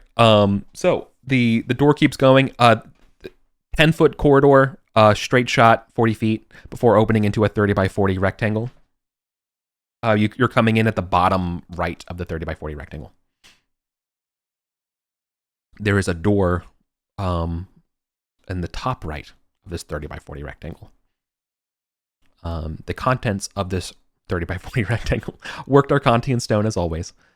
But on the on the eastern wall here, so like pretty much like right between you and this door, there is a fireplace that crackles and smells with burning mushroom stalks. There's a couple barrels of water back here. This room is actually relatively cozy and furnished. You said the doors to the north? Yeah, there's actually like leather clad chairs in here. Yeah, the door is directly to the north, no, on the far east wall, not in the middle. So there's 2 barrels of water. There's definitely like a keg of alcohol in here. There's like again like these nice leathery chairs. There's a kind of like a pretty nice carpet down as well. Like this is like clearly like a nice lounge area for folks. Is there anyone in here? Yeah. So in here though, there is at least there's 5 guards in here. So 4 of them are sitting in the chair, and then one of them is sitting on the floor. And they're clearly like gambling or like playing with goblin dice at the time. They don't ask you who owns the night. They let you go. The goblin dice they're playing with. You say they're goblin dice because they remind us of the dice that we found in the upper part of the caves here. Yeah, they remind you of a. They remind you of a betting game. Yeah. So and they're like fighting with the goblins. And so they're discussing with themselves actually about heading down to the arena on their next break for some R&R. I wonder if they've got a route here down to that area then. I mean, there's a door. We can keep going and see. I'm just wondering how far we should push our luck with this because we're getting towards the end of the session. But yeah, I prefer not to have to make a escape the dungeon roll if I can. We've got our. You will have to if you go hostile with these guys. You absolutely will have to because you have to fight your way out. You know what I mean? Something to consider. But they think we're. But we've got a great alibi at the moment of just being like, well, better get back to the inn to continue our surveillance.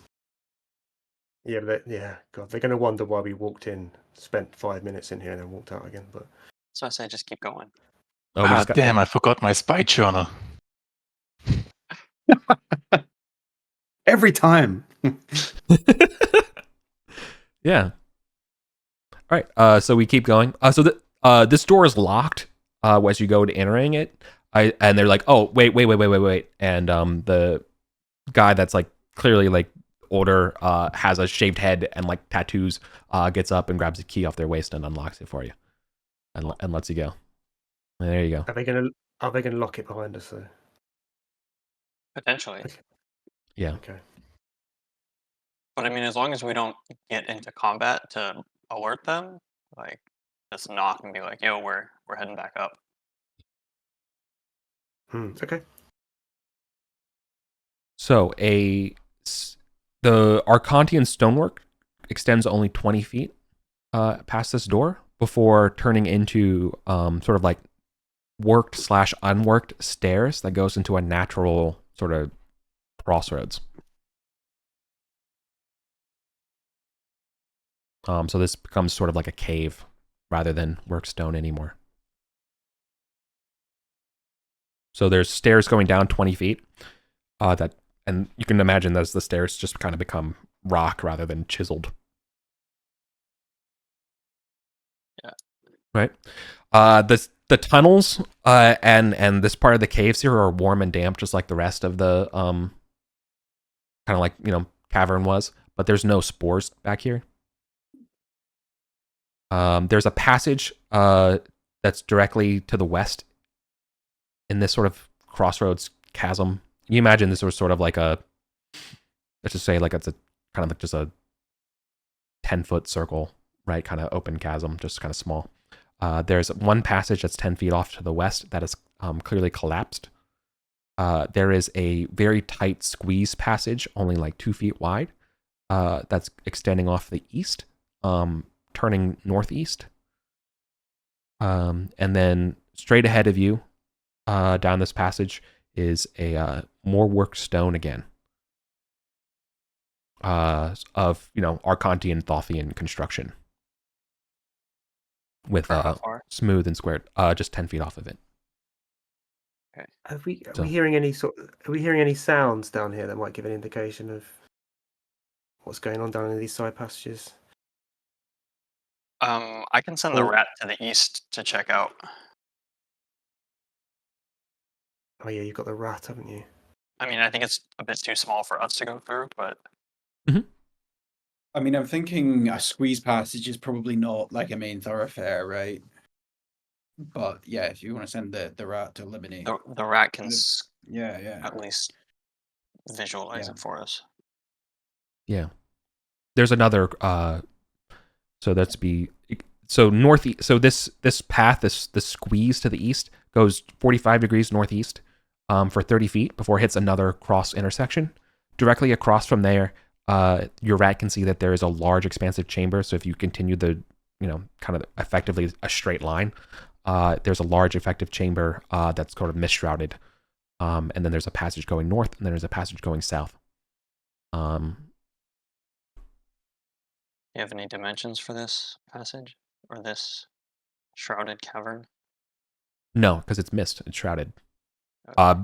It's at least 15 feet by 15, at least. Okay. But you can't see the end of it, or the sides. It's a thick boy.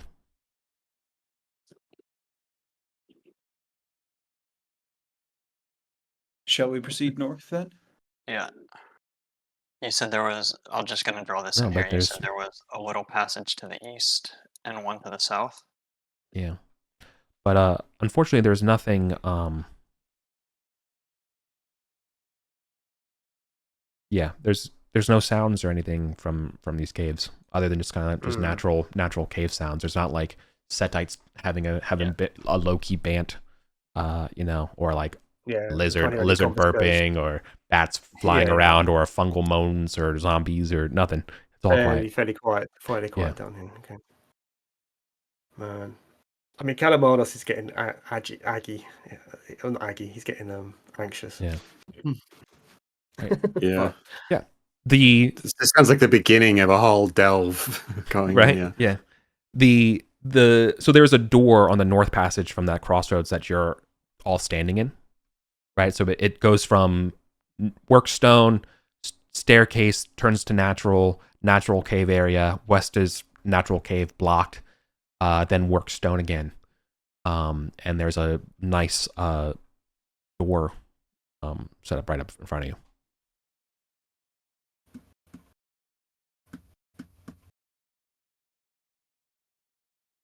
I didn't like we own the place. Okay. Sure. You shove the door, and the door shoves back. It does not open. It does not budge. It looks like it needs a key of some kind. Similar make and model to a door that the one lad had to open for you. Yep. Ah, damn, forgot my key. Want to break it open? Do we want to try knocking? Ooh, I don't know. I don't want That's to all break right, yeah. it. Trying to break it Secret open. knock. You want to go back and ask the guard to unlock this one? I think that could be a mistake. Yeah. I think Yeah, he would have I feel offered, like he there's would have a- offered to do that if that Yeah. was a requirement. He would offer to do Yeah. it. Obviously, an expectation. Either we know how to get past this door. Is there any like a like grate in the door? You know that someone could move. Oh, could move and see. Yeah, look out. Yeah, like you have like a slit in the door. Yeah, I see what you mean, but no. Okay. So if The door, like, so we have like 15 minutes left, and we Yeah. might encounter someone on the way back. So maybe it's time to turn back. Yeah. I think Calamanos will vote for that. Yeah. Yeah. You can't just chill in the lounge area. No. Okay. No, I don't think Eric's going to kill in the lounge. At some not gonna- point, the jig will be up. Yeah, it might be up on the way back because they're going to be like, why have you come back so quick? But let's see what happens. Official spy business. We don't need to answer you. Yeah. Sorry, what's your pay grade? That's kind of yeah. All right. They'll let you. Yeah. Sure. You'll rap on the door, and they'll come back, and they'll ask you back so soon. You know, and let's just en passant. You know that because I don't see this as being an issue. Okay. You just say that we have to actually go. You know, change of plans, and then they'll be like, fine. They're used to talking to laconic mystery. You know, reason things. Yeah. So that's well in their wheelhouse. They don't ask questions. That's fine with it. They take you on faith that you made it this far. You know, it's one of those things about sneaking into places that once you get kind of far enough, people kind of assume that other people did the checking. So Yep. Yeah. yeah. So they just let you go. So yeah, you can just go back the way you came. You do get a little bit of a band of like, oh, back so soon from the guys hanging out in near the supplies. And then yeah, the rest of the guards down at the stairs here are like, the hell. And then you kind of give them probably the same spiel again. Sorry, Right? the room with all the supplies in. Yeah. Can I ask them, is anything need taken up to the surface? Oh no, we're good here. Okay. You running low on anything? We haven't heard any reports recently. Yeah. If you can get a couple kegs of brandy, that would be grand. Keep an See eye out what for we you. can do. Yeah, but none of that goblin shit. Like some good stuff, like Newmarket. You know, like the other guy calls out. He's like, "Dude, shut up, man. He's fucking snob." Like, the goblin stuff's fine. So, anyways, yeah, Let's go. sure. Yeah, they let you go. Okay. You know, How do you may the night do carry you the- far. Like they give you a nice send off. How do you draw the mist on this? Highlighter Oh, is it highlighter that people have been using? with opacity, maybe something like that, or a shape with opacity. Yeah, know. yeah. It's gray highlighter. That's what we can do. Yeah. All right. Okay. Gonna try to head out of here, right? Yes. Oh yeah. Okay. That's grand. You make it back to the weird Threnody mural room. Continuing to creep through. Mhm. I assume you're taking the fastest route out of here. Yeah. Mhm. Okay. Blocking your passage. The dragon. Coming down this hallway is a large horse-sized caterpillar. Yes. Slurping out from room 1 here as you kind of just catch each other pretty close. What do you want to do? I'm gonna- You're both Run surprised. around the corner. Do you want to Yeah, run can around we- the corner or try to kill Can it? this thing can be quite tough. It can paralyze you. Do we have any kill- rations left? I have rations. I also have rations. should we just throw one down and then run around towards 2? Two and out. Yeah. Let's try and do that. How many rations do you drop? I've got 3. I'll throw all 3 into this adventure. Okay. I'll throw all 3 as well. Oh, okay. Well, if you're throwing 6 rations, I was going to say for each ration you throw, add 1 to a d6, so roll 4 out of 6, it would take it. But if you're rolling, 7, that's fine. That's more than enough. Yeah, it will certainly eat that shit. Okay. Cool. All right. Then, so it was.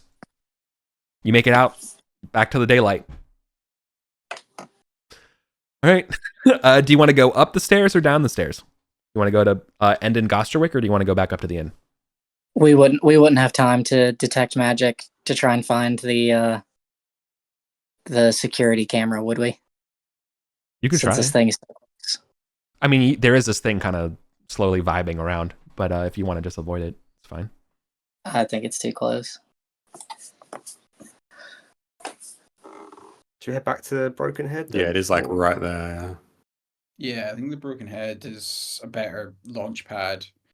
Unless we wanted to get that ring looked at and get some, like a sage to give us some information on that. Or you've got your. I can always use my downtime to go to Gosterwick and do that anyway if I want to. Yeah, you've also got your plate that you pulled out of the last delve that you might want to. Yeah, I'm probably going to use my downtime to go to Gosterwick anyway, so that doesn't matter if we go back to the Broken Head in that case. Cool. All right. So, yeah. So the golden ring that you found is a signet ring, right? But the copper ring that you found is basically an unfinished magic item ring.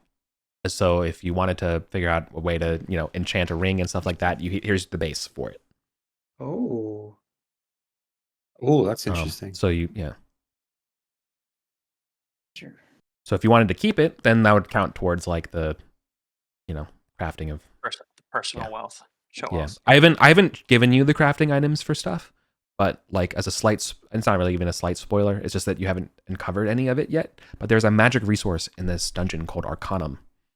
And that if you had a forge and a way to distill it and stuff like that, it can be used to infuse magical stuff as a resource.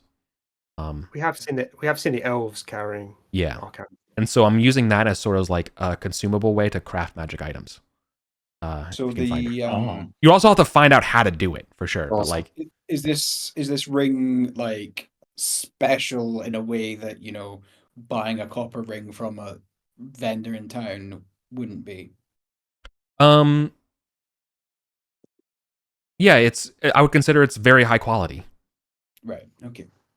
So it's not like we could just sell it and buy another one when we Yeah. have the rest of the resources. It's a good You thing. you totally could. No, like you could 100% do that for sure. You're getting the experience for the wealth value of the ring anyways, selling it or Okay, not. yeah. But I leave it up to the person with the ring if they want to sell it actually for the gold. So let's talk about experience for the end of the session, right? Yeah. Okay. Nothing. I give you the spiders for sure. 4 spiders. So let me just start doing the math here. I'll give you that experience. I'll give you the caterpillar experience. I'm not giving you any for the setites. But I will give you for the for running away from the centipede as well.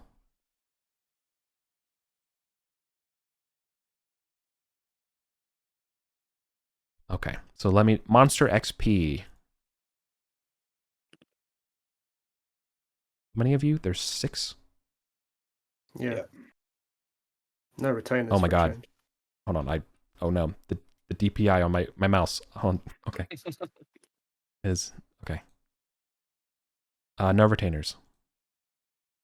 Okay. So then that's 50 apiece Hmm? from that. So monster XP is 50. Gold, you have the 45 ancient gold coins, right? Yep. Mm-hmm. You have the copper ring and you have the Tarma signet ring. Yeah. So the ancient coins with Marcian the 5th on it. The copper ring and the signet ring total is going to be 500 gold. So it's 450. The copper ring is 5, and the Tarma signet ring is 45. So grand total of 500. 500 divided by 6 is 30. Or sorry, no, it's not. It's 83.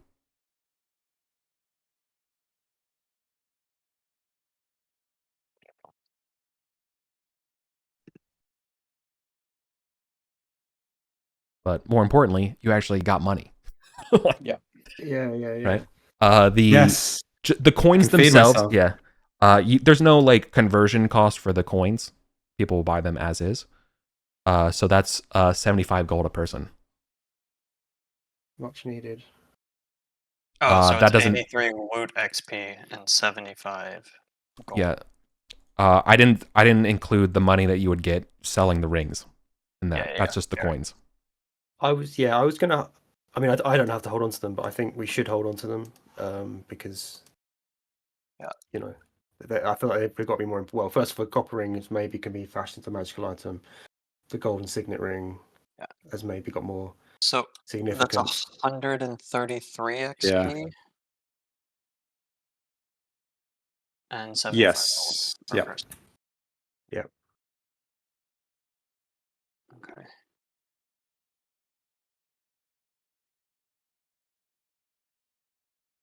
Good delve. Yeah, decent. Yes. Didn't die. Got some money. That Got an happened. XP. Infiltrated a Setite lair.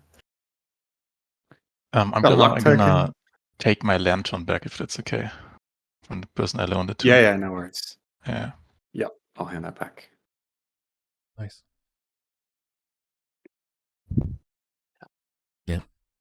Good job. I hope the baboons have a short memory. No, I didn't write it down. The experience for the baboons. Oh, You should totally get a yeah. baboon experience. Whatever 40 divided by 6 is. Do we get XP for like 6 experience. encounters? Yeah, everyone else gets defeated, additional. or- Yeah, you get 6 more for defeating the baboons. They want nothing more to you because their stomachs hurt. For sure, that's defeating them. Okay, but the mushroom is probably not defeated, or the patrol of the red people. No. Yeah, No, yeah, we you didn't get already any. said no on the people Yeah. and we ran away from the mushroom. Okay. Yeah. So yeah, you're getting none for the mushroom guy. You got none for the sets. So what is that in total then? 139 XP and 75 gold. Okay. Thank you.